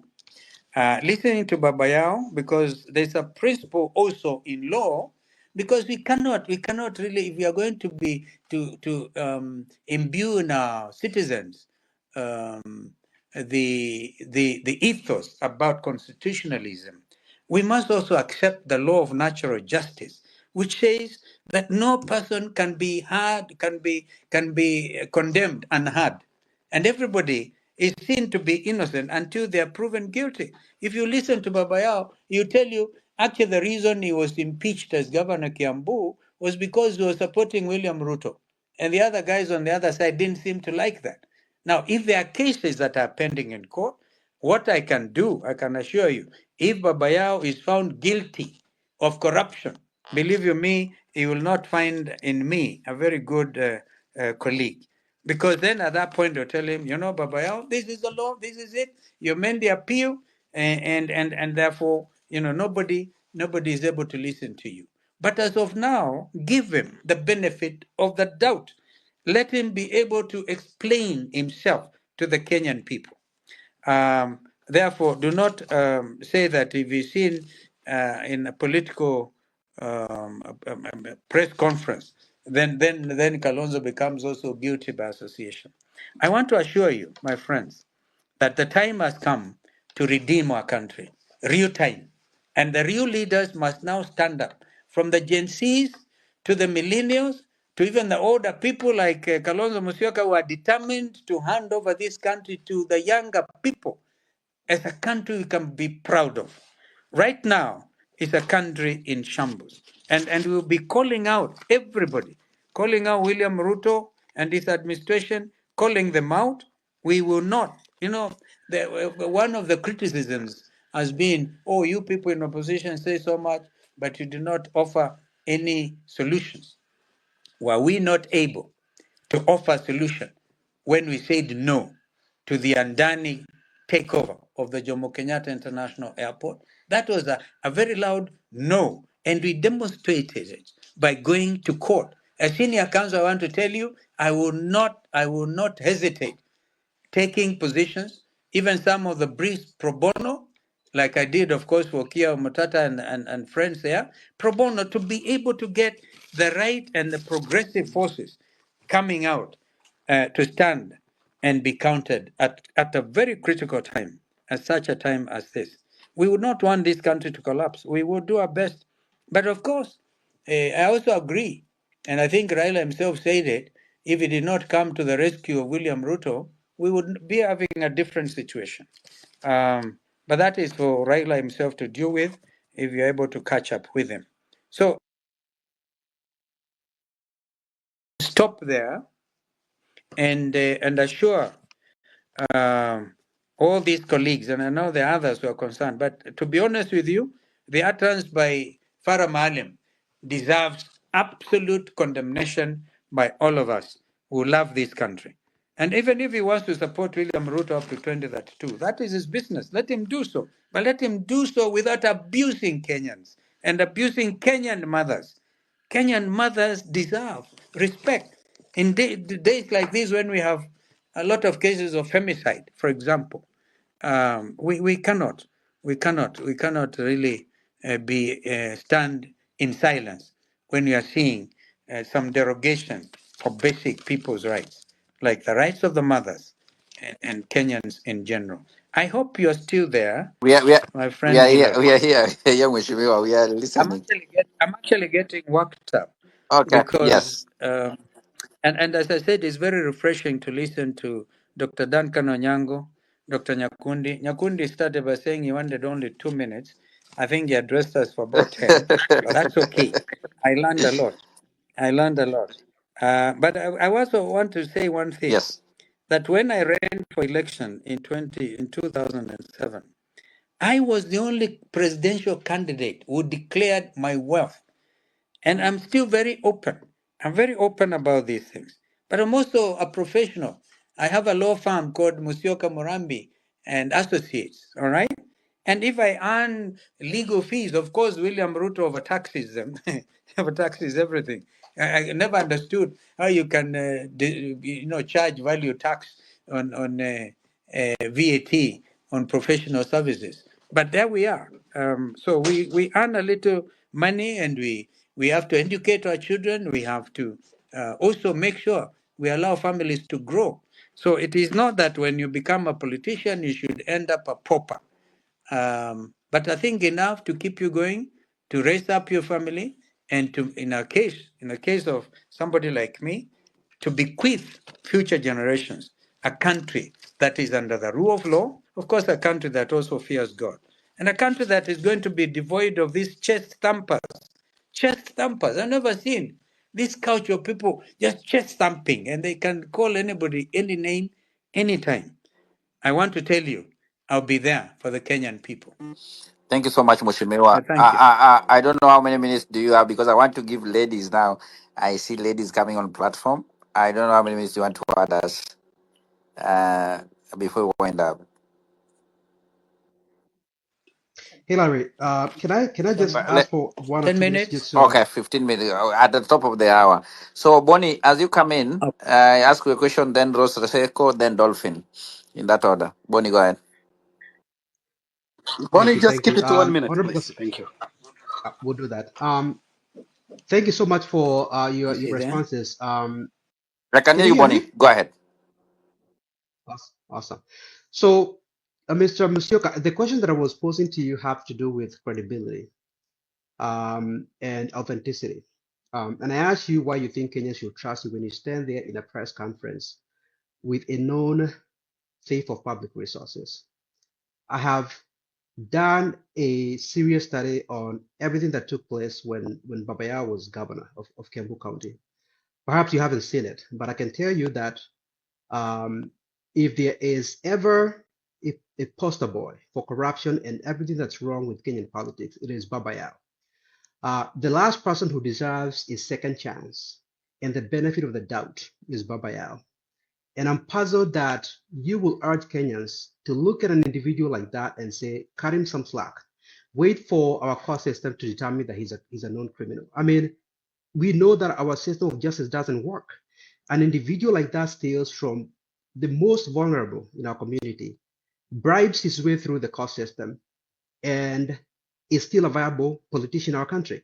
And people that are asking Kenyans to trust him do not have the ability, the foresight to be able to tell people that should not go anywhere near public resources. That's puzzling to me, and it's surprising to me. And I say that with all due respect. I'm just going to give you a couple of data points to kind of drive home the reason why I believe that there's a gap between the young people in Kenya and the old guard of Kenyan politics. I'm going to give you a couple of data points, and I'll be very brief about your own county of Kitui. And I see Governor Wavinya Ndeti is here, so I'll give you a couple of data points about Machakos. Again, I'll be very brief. Your county of Kitui has a population of 1.1 million. It's got a 55% poverty rate, 63% literacy rate. It's a poor county. The average citizen there makes about $10,000 shillings a month. With a 55% poverty rate, your county spends 10% of its budget on MCAs alone. Okay, 10%. The Kitui County spent 97 million on foreign travel in 2022-2023. It spent 420 million on foreign travel, a total of 517. It gave the MCAs 233 million in cars and another 14 million in allowances. So that county alone, just on a few people, the county has about 55 MCAs. You spend 764 million on them, luxury. And then look at how much money that county spent on education. 200 and actually zero shillings on education and bursaries in the whole county. So you spend 764 million on yourself, you spend nothing on the citizens. Give you a couple of data points about Machakos. Bonnie, 36% poverty can rate. we land, please, and give it on the chat? We only have 15 minutes to Yes, do, and we'll appreciate. Thank you. understood. Understood. So Machakos spent 747 million between cars for the governor, MCAs, and travel, and then it spent 80 million on education and process for the whole county. That's the problem that we have in our country today. And all these Kenyans that are on this call understand that issue. And our politicians, in my honest opinion, do not understand that issue. Thank you. Thank you, Bonnie, for your comment. Let's go to the ladies, and then we go to Anwar and Senator Babu. Thank Yes, you. go that. Rose, how are you doing today? Welcome. I'm okay. I'm doing well. Thank you very much. Good evening, everyone. Good evening. I'm honored to join this important discussion and connect with you fellow Kenyans who are passionate about developing a better future for our beloved nation. Honorable Kalonzo, your unwavering dedication to integrity, justice, and unity has been a source of inspiration for many, including myself. Allow me to possess two questions that I believe will highlight your strength and offer clarity on your vision for Kenya. My number one question: you've been a steadfast advocate for peace and national cohesion. How do you plan to leverage your track record of promoting unity to bridge the deep division in our country and foster a truly inclusive Kenya? My number two question is: your commitment to servant leadership is well known. What unique qualities and values do you believe to set you apart as the leader who can steer Kenya towards economic recovery and restore hope for millions of struggling Kenyans? Thank you for your leadership and for engaging with us tonight. We are eager to hear your insight. Sorry, guys, I've got a bit of cold. Thank Thank you. thank you so much, Rose, for that, and we are quick recovery for that cold. Dolphin, are you here? Yes, we need more ladies also to ask question. We don't say that this platform is more. We want young people, ladies to come in. Dolphin, go ahead. Dolphin. Oh, Dolphin dropped. Okay, Senator Ken Babu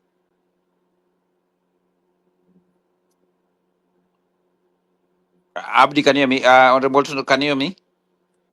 Yes, I can hear you. Yes, I can hear you. Thank you. Okay, Senator Babu, are you here? All right. I think you have connection issues. Anwar?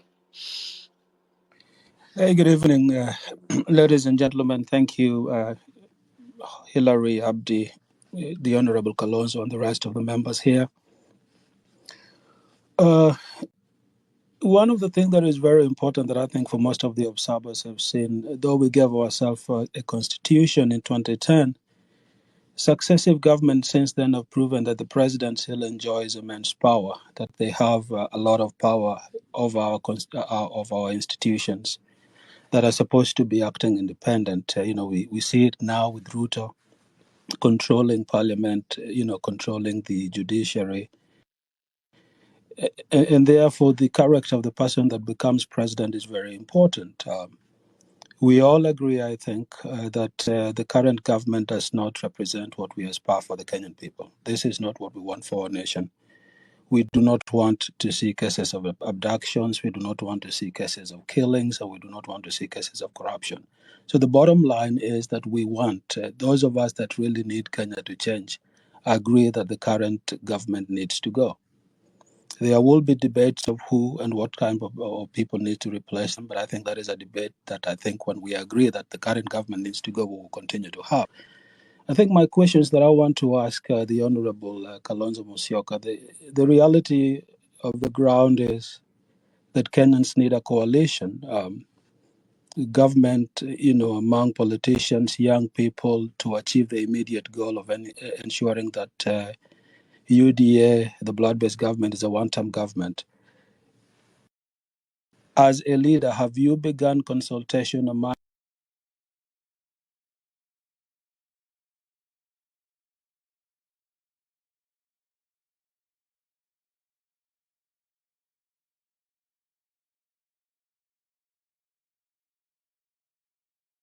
your peers and the other people?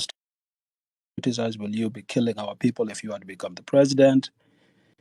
if you are criticized, you will be abducting people if you are to become president. How do you think your Christian faith has shaped you to be a leader? Because now we see somebody that is also quoting the Bible but is killing people at the same time. So people are very skeptical about Christians.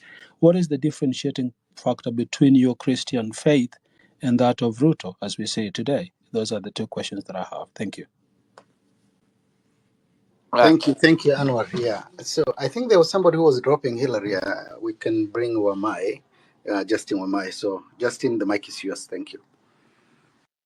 Thank you, everyone. Hi, Hilary and the team. Mine is hi. mine is a comment. Number one, the problem devils our country is economic democracy. We see ourselves as a national cake to be eaten somewhere, to be cut somewhere. I want us to start thinking that that cake is finished. 61 years of independence, we don't have the cake. So we should be thinking about baking it or even cooking ugali. Who said we need the cake? So the conversation that I'm really hoping that this country will start looking at things is how do we emancipate ourselves economically? Number two, the challenge again we have is that we are all hoping that we are all saying must go, which is fine. But I also want to accept that we need a formidable opposition. If we really need true and, that strong, the change, the transformation we're looking out for, we need a strong opposition that will keep the government in check. Because as it is, if the one we say must go goes and then he ends up being in the position, it's going to disturb everyone. So whatever we are planning for in the future, focus on winning government and having a formidable opposition. Hillary, if you allow me, let me donate my rest of the time to Omondi Koyo. He is really insisting on speaking. Thank you very much and enjoy your evening. Thank you, Thank you, Justina. Justin. Where is Oyo? I don't see him. Maybe he will request a mic. Okay, Matheura, you've been here for a while. Do you have a question? Then Ronyo. Then we'll give Honorable Kalonzo Musyoka. But I think Mheshimiwa, we are sorry that we're gonna take maybe more 10 minutes on top. I will not add anybody on speaker. Matheura, can you go ahead? Then Ronyo. Well, thank you very much, fellow compatriots, for making time to gather around this very important topic.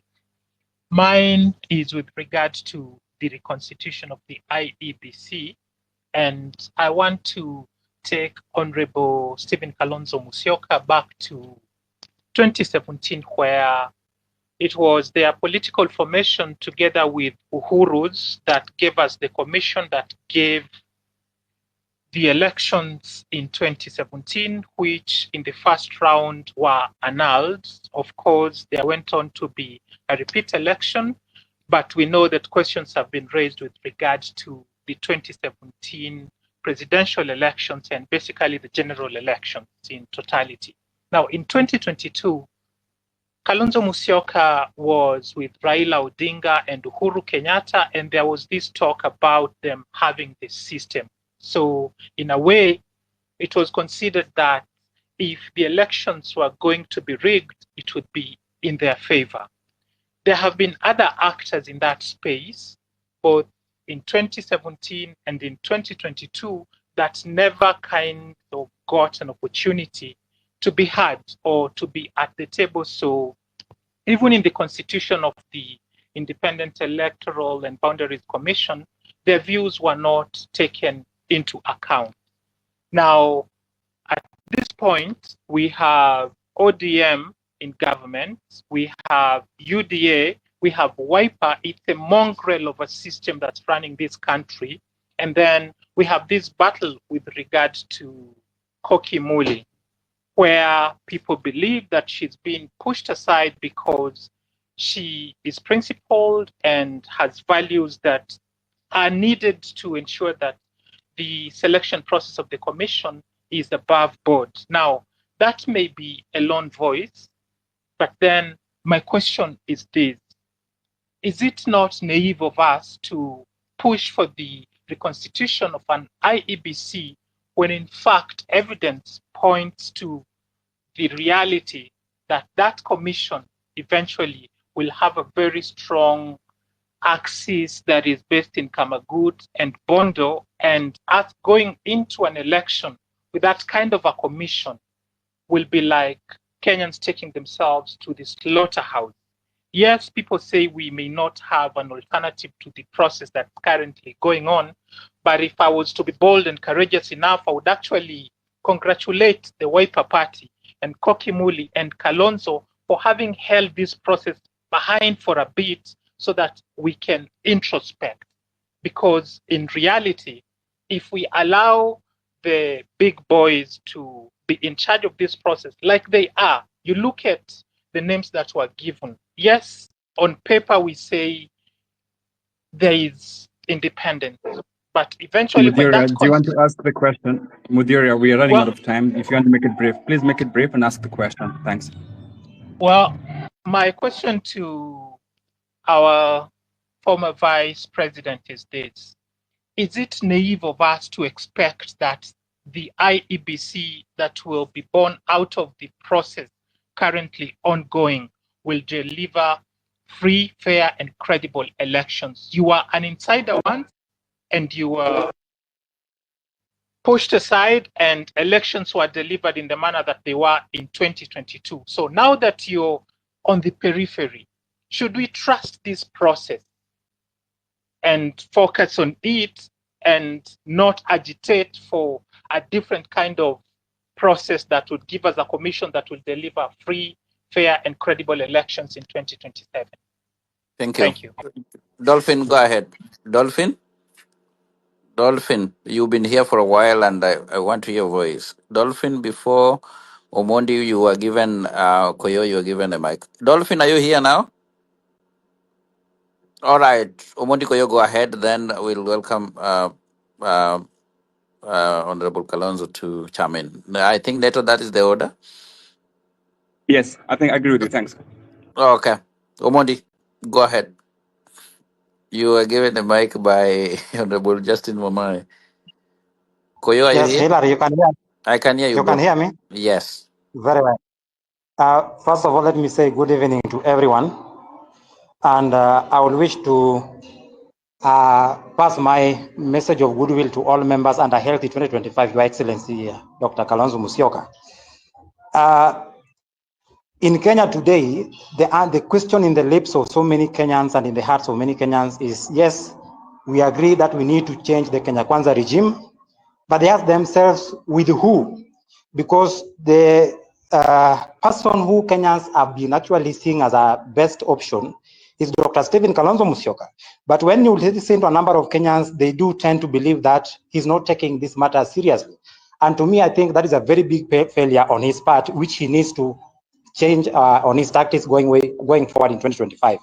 However, I would wish to ask His Excellency Kalonzo Musyoka that in Azimio, we are only 23 political parties. We organized ourselves and 16 parties voted for Dr. Augustus Muli against 7 members of Azimio who voted for Dr. Koki Muli. What is this one problem that he has with Dr. Augustus Muli that he can't allow him to serve at the panel so that we can unlock the stalemate and allow the country move forward? Remember, the Kenya Kwanza regime is taking advantage of the confusion in Azimio to continue derailing the reconstitution of IEBC. How I beseech His Excellency Kalonzo Musyoka, please let us allow this process to continue, because Dr. Augustus Muli of National Liberal Party is a constituent member of Azimio La Umoja One Kenya coalition, which yourself you are leading. How I beseech you that please organize us as Azimio so that other Kenyans and other stakeholders can take us seriously as the best option that can remove the Kenya Kwanza regime from power. Otherwise, I thank you very much, and I hope there will be goodwill going forward into the future so that these cases in court can be withdrawn. We finish the matter and reconstitute IBC for the benefit of all of us as the citizens of Kenya. Thank you. Thank you. Thank you. Before we go to Honorable Kalonzo, quick, Ronyo, I give you less than a minute. Go ahead for your question. Thank you so much, Abdi, and thank you so much, Honorable Kalonzo. I just have 2 questions within less than 1 minute. One is the issue with the IBC, because I think it is by design that they are delaying this, because I think the Kriegler report is just a recommendation. So what can we do so that next time another one, whoever comes to power, does not use this gap in the constitution whereby the constitution does not clearly state that within a specific time we should have an IBC. Can we? Can maybe Kalonzo Musyoka help us so that we can have the constitution clearly stating what at what I mean at the specific time where the IBC can be. And then another one, the last one is we have leaders who are threatening people like Farah Maalim and all that. Can Kalonzo also help us so that not only asking them to resign and all that, but can we have them charged because they are also coming for the people, the young people who are speaking against them. Thank you so much and God bless you. Thank you, Ronyo. I'll just go to quick online comments for Kalonzo Musyoka. Quick one. This is a question that says, in the light of the CS Murkomen comments, how do you view the government's approach to addressing dissent and criticism on social media? Do you believe using threat as a tool to stifle freedom of expression is an effective solution, or do we need to focus on the root cause of public discourse on the government failure? Thank you, and over to you, Honorable Kalonzo. I thought there was Dr. Milton who wanted to chime in for a minute, but I don't see him. But over to you, Hillary, to take it back to Honorable Kalonzo. Oh, thank you so much, Mheshimiwa. You can chime into those questions. There's so many, and also you can give your final remarks, and I'll give also Honorable Neto to say thank you for coming and honor our request and joining the team Oh, thank you today. so much, Mheshimiwa. You can chime into those questions. There's so many. Yeah. Oh, where are we? Okay, it's open. Okay. Are you there? Yes, Mheshimiwa, we can hear you. You're well. Thank you. Well, I want to thank all the contributors and very useful comments. Generally, very concerned about our country and where we are. Boni, you gave us quite a bit of a lecture, Dr. Boni Mwangi, very competent economist, given us very good statistics about my own home county of Kitui. I cannot, of course, agree with you. I do agree with you absolutely that something needs to be done about foreign travels by MCAs and people. It may not be clear to the majority of Kenyans that before the close of every financial year, everything is done to get members of parliament out to Dubai and to other places, MCAs everywhere. Some go for benchmarking in places like Singapore and other places. Complete wastage of public resources. Therefore, I cannot agree with you more, Panaboni. And you say that Governor Vinya is actually online herself. But of course, I don't agree when you say there's zero on education and bursaries for Kitui County. I wish Governor Malombe was able to be. We'll bring this out, this fact to him. I cannot see how there can be zero allocation for education and bursaries in Kitui, and this 80 million for Machakos. I really would want to engage with you, Bwanabone Mwangi, when you are home. I don't know whether you're home, because I admire your knowledge of economics. Rose Seko, I thank you so much for the wonderful comments on what yours truly has been able to do in terms of working for peace, not just in our country, but in our region. And therefore, I want to give you my commitment that the biggest challenge we have is to work for national cohesion. You know, there's a constitutional commission which is called, what is it, NCIC, Commission on National Commission on something, led by Dr. Kobia.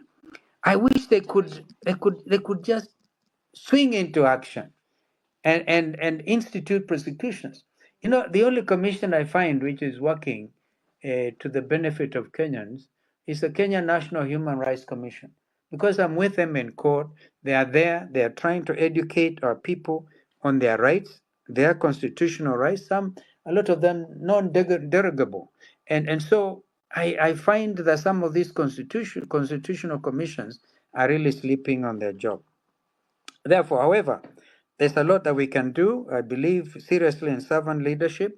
That's why I started by saying, for me, leadership is a calling. If you try to impose yourself on people, you end up like Bwana William Ruto. And so I have respect for him. He is our current president, and we are all going to have to work hard. I hope he. I saw that somebody like Sudi joined this conversation. I wish he can go and tell his boss what Kenyans are actually saying. Senator Ken Babu, I missed out on your submission. There's some interruption. But we have to work very hard on building a proper coalition, a coalition that is going to work towards a complete liberation. In fact, I'm calling it Komboa Kenya. Because it's a time really to all of us put aside whatever differences and be able to get our country back. So we'll work together. We'll work together. As I told you, we are working very hard. Even I gather they are trying to now impeach Governor Natembea because of telling William Ruto the truth at the funeral in Bungoma. And if they try to do that, we will stand as usual with Governor Natembea and tell people the truth, that absolutely nothing but the truth. Panamothiora, I really admire your thinking about the challenge we are all facing in reconstituting the IEBC. Even before we come to interviewing commissioners, um, you begin to see it. You see through it all the manipulation, the need to capture every commission, and the monies that I know they are willing to spend to buy even the 9 commissioners. Unfortunately, we did recommend an ANADCO that William Ruto and Raila Odinga will be able to consult. I think that in the light of what Raila is now doing, I think we should now change it and say we have to be there so that it's not left to William Ruto to appoint the commissioners and the chair of the commission and that kind of thing. During those discussions, Kenyans had various approaches on how to end up with a credible um, IEBC. If you look at the example of a country like Ghana, which has gone through a reasonably good election, and I saw Sudi arguing that no country in the world has there been a president who has been elected only one term. I think he doesn't know there's a country called Botswana, which had a one-term president, and we even in the U.S. itself, and what has been happening in the region uh, is amazing. It looks like the trend in Africa is for one term so that Africans can get their countries back. Therefore, we'll not allow a situation, as Mathiora is saying, where you go to Kamagut, decisions are made in Bondo and Kamagut. Of course, it will not happen. It will not happen. Kenyans have now discovered that, as somebody earlier on said, sovereignty of the people under the Constitution. And that is why they took it in my view is since the 25th of June last year, we really do not have a proper parliament in place. The one which is there was impeached by the Kenyan people. And so we will remain focused in ensuring that nobody is going to end up with a Ruto-friendly IEBC. It should be a Kenyan-friendly IEBC. And so we work very hard in that direction. Bwana Koyo is Secretary General of Augustine Muli's party. And please, when you tell him not to associate openly with Ruto and then pretend he's actually with us in Azimio, because that is one of the problems. You know, it doesn't even have the ability to camouflage his movements. How are we going to trust him if he's there castigating other leaders, including yours truly, and spewing all manner of vitriol? However, the matter is coming up, as I said earlier on the 21st of this month. And if the courts find in favor of Augustin Muli, I have no problem with him. He will go on to represent Ruto because he cannot represent us. It is clear he's biased in favor. In fact, the other day he called a meeting of his clan, and Kambas are not very well known to believe so much in clanism. But he declared as a clan, he declared himself and actually said they are there to work with William Ruto. So how can I trust Bwana Koyo, our good friend Augustus Muli, to be the voice for Azimio La Umoja One Kenya. By the way, before I forget, somebody tried to suggest that I said Azimio is actually in place. I think that friend did not hear me correctly. I said Kenyans have lost faith in Azimio because some of them, some Azimio leaders, I said it very clearly, Kenyans are actually fed up with the name Azimio. This is why we have to reconfigure the whole situation. We'll give opportunity to ODM to tell us whether they want to work with us or to work with William Ruto. It will be their constitutional right. But the rest of us are determined to work to, in a very democratic manner, remove William Ruto from office. Now, when CS Murkomen attacks Kenyans on social media, threatens them, and I think even William Ruto is threatening them even today. You know, the world has changed. The world is now full of artificial intelligence and other things. Sorry, Bwana Murkomen.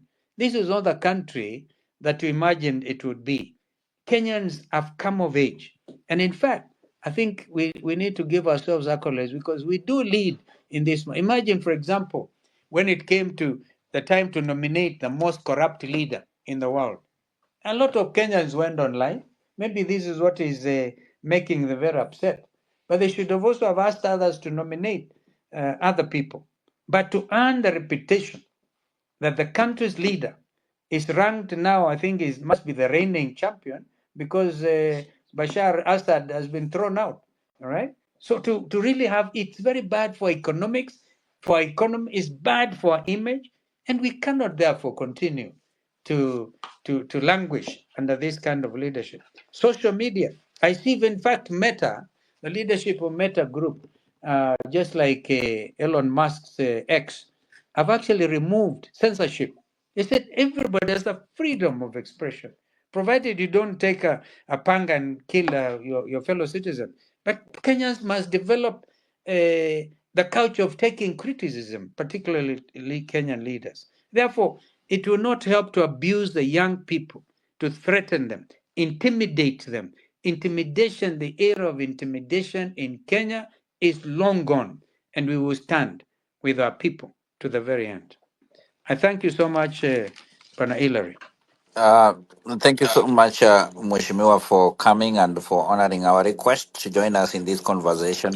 And I want to assure you this is just a beginning of the conversation on the state of the nation. And I believe that when we call again, and we call even the old leaders that you're planning to lead the country with, then you'll come and again tell us what you want to do and how we want to look at differently with the leaders who are there. Very And well. we really appreciate your time all the time.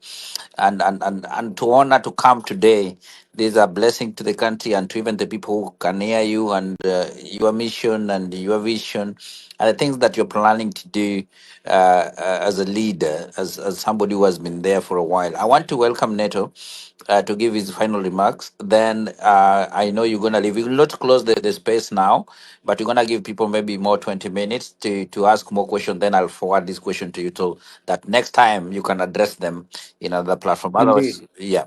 Neto, Indeed. Neto. Before you go to Neto, let me give here Milton 1 minute, and then we go to Neto. Dr. Milton, go ahead before I give it to Neto for 1 minute. Okay, mine is to say one. I love Honorable Kalonzo Musyoka's pragmatism and how he's honest about things. I think when the time is right now, the urgent business the country needs to focus on, and as critics of any administration that works against the people, we are looking forward to the urgent business of removing this government and every body that is associated with it. Secondly, Honorable Kalonzo, I hope when the time comes, we will hold proper auditioning for those who want to take over the leadership of the country so that we have the right people. And I do believe that you will rank highly at the top when the Kenyans look for those leaders. And lastly is to request and seek your indulgence that you join with the rest of the Gen Zs and Gen Zote in this case in ensuring that we are engaging and coalescing so that we can be able to hold this regime accountable and take it home. I look forward to engaging with you and like-minded Kenyans on the urgent business that we have, which is to ensure that William Ruto and the entire cartel of Kenya Kwisha are home and they are held accountable for the theft of public resources so that the Kenyan people can enjoy the fruits and the benefits of their democratic ideals and the constitution they have endowed themselves with. Thank you very much. All the best. Thank you so Thank much. you, Ndugu And Neto, Thank when you. you're coming in, Tabitha want to say hi to Honorable Kalonzo, then Neto come in. Tabitha, can you say hi to Honorable Neto, Honorable Kalonzo? Yes, yes, Honorable Kalonzo. Yes, ma'am. It's such a privilege that you actually honored an invite in a space like this at such a time.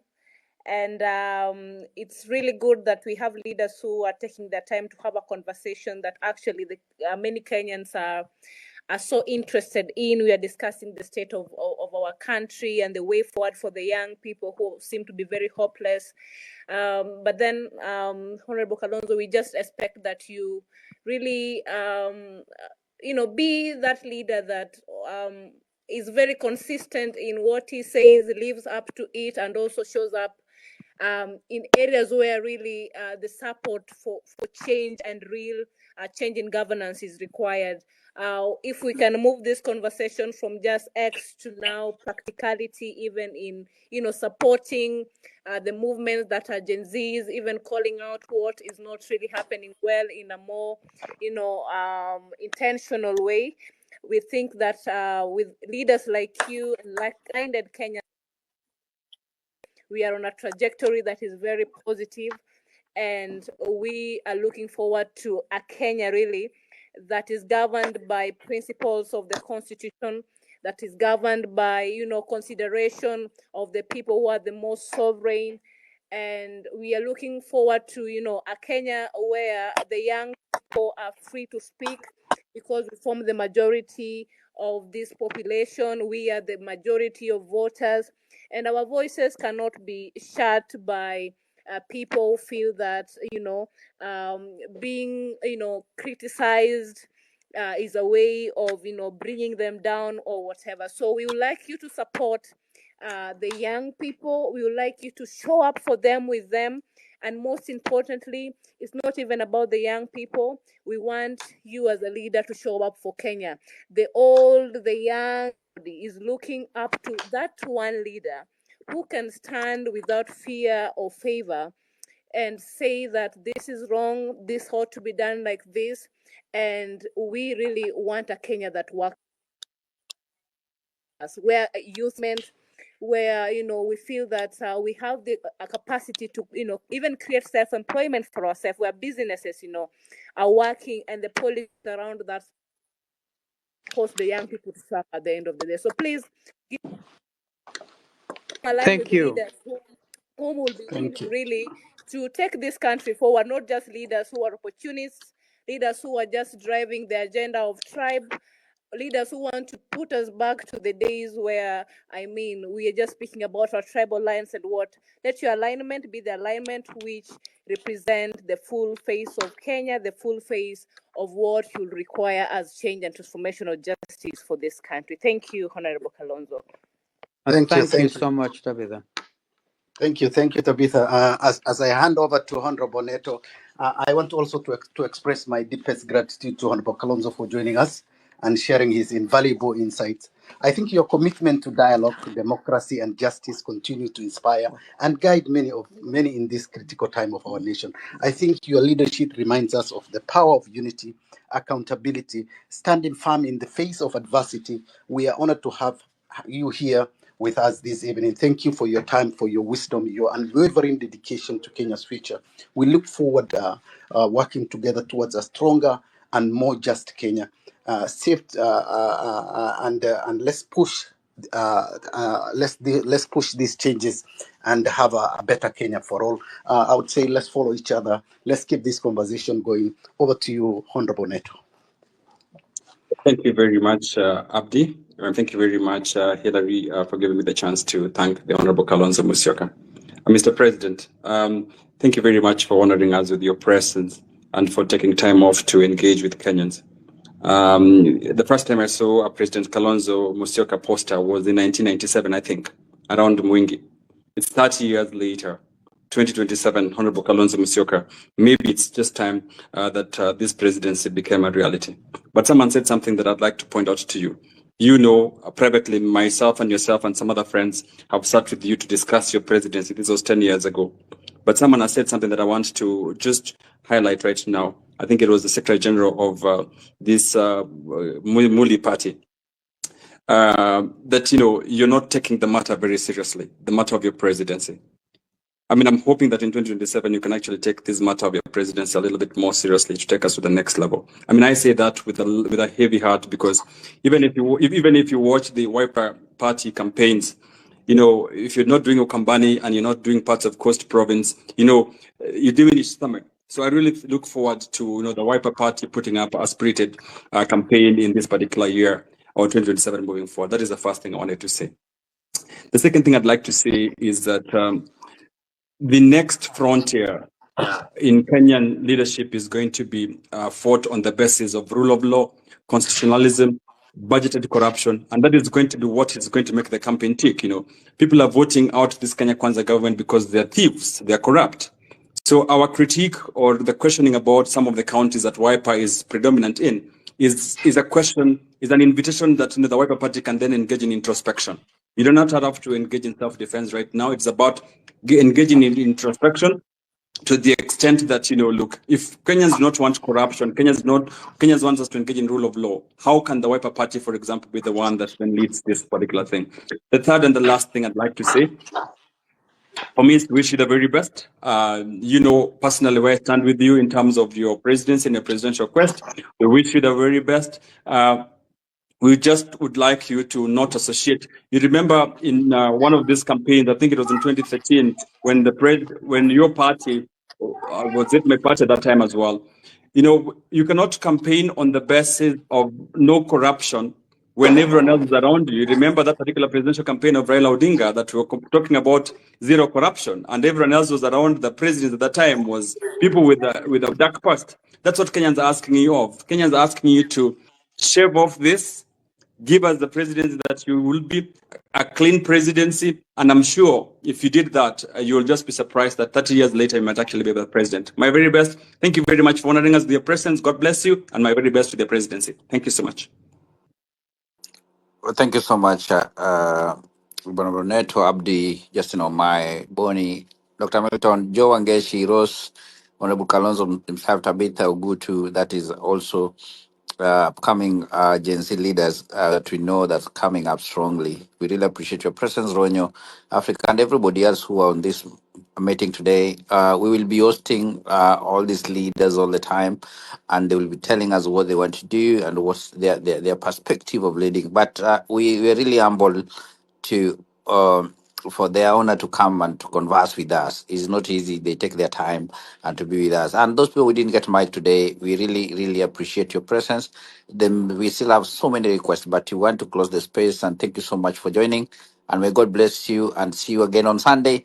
As usual, Pressure Point is alive. Let us see you on Sunday from 7 p.m. Kenya time to at this moment. May God bless you wherever you are. Let us pray for each other. Let us know and let us follow each other all the time so that this conversation should go ahead. Otherwise, thank you so much. See you again.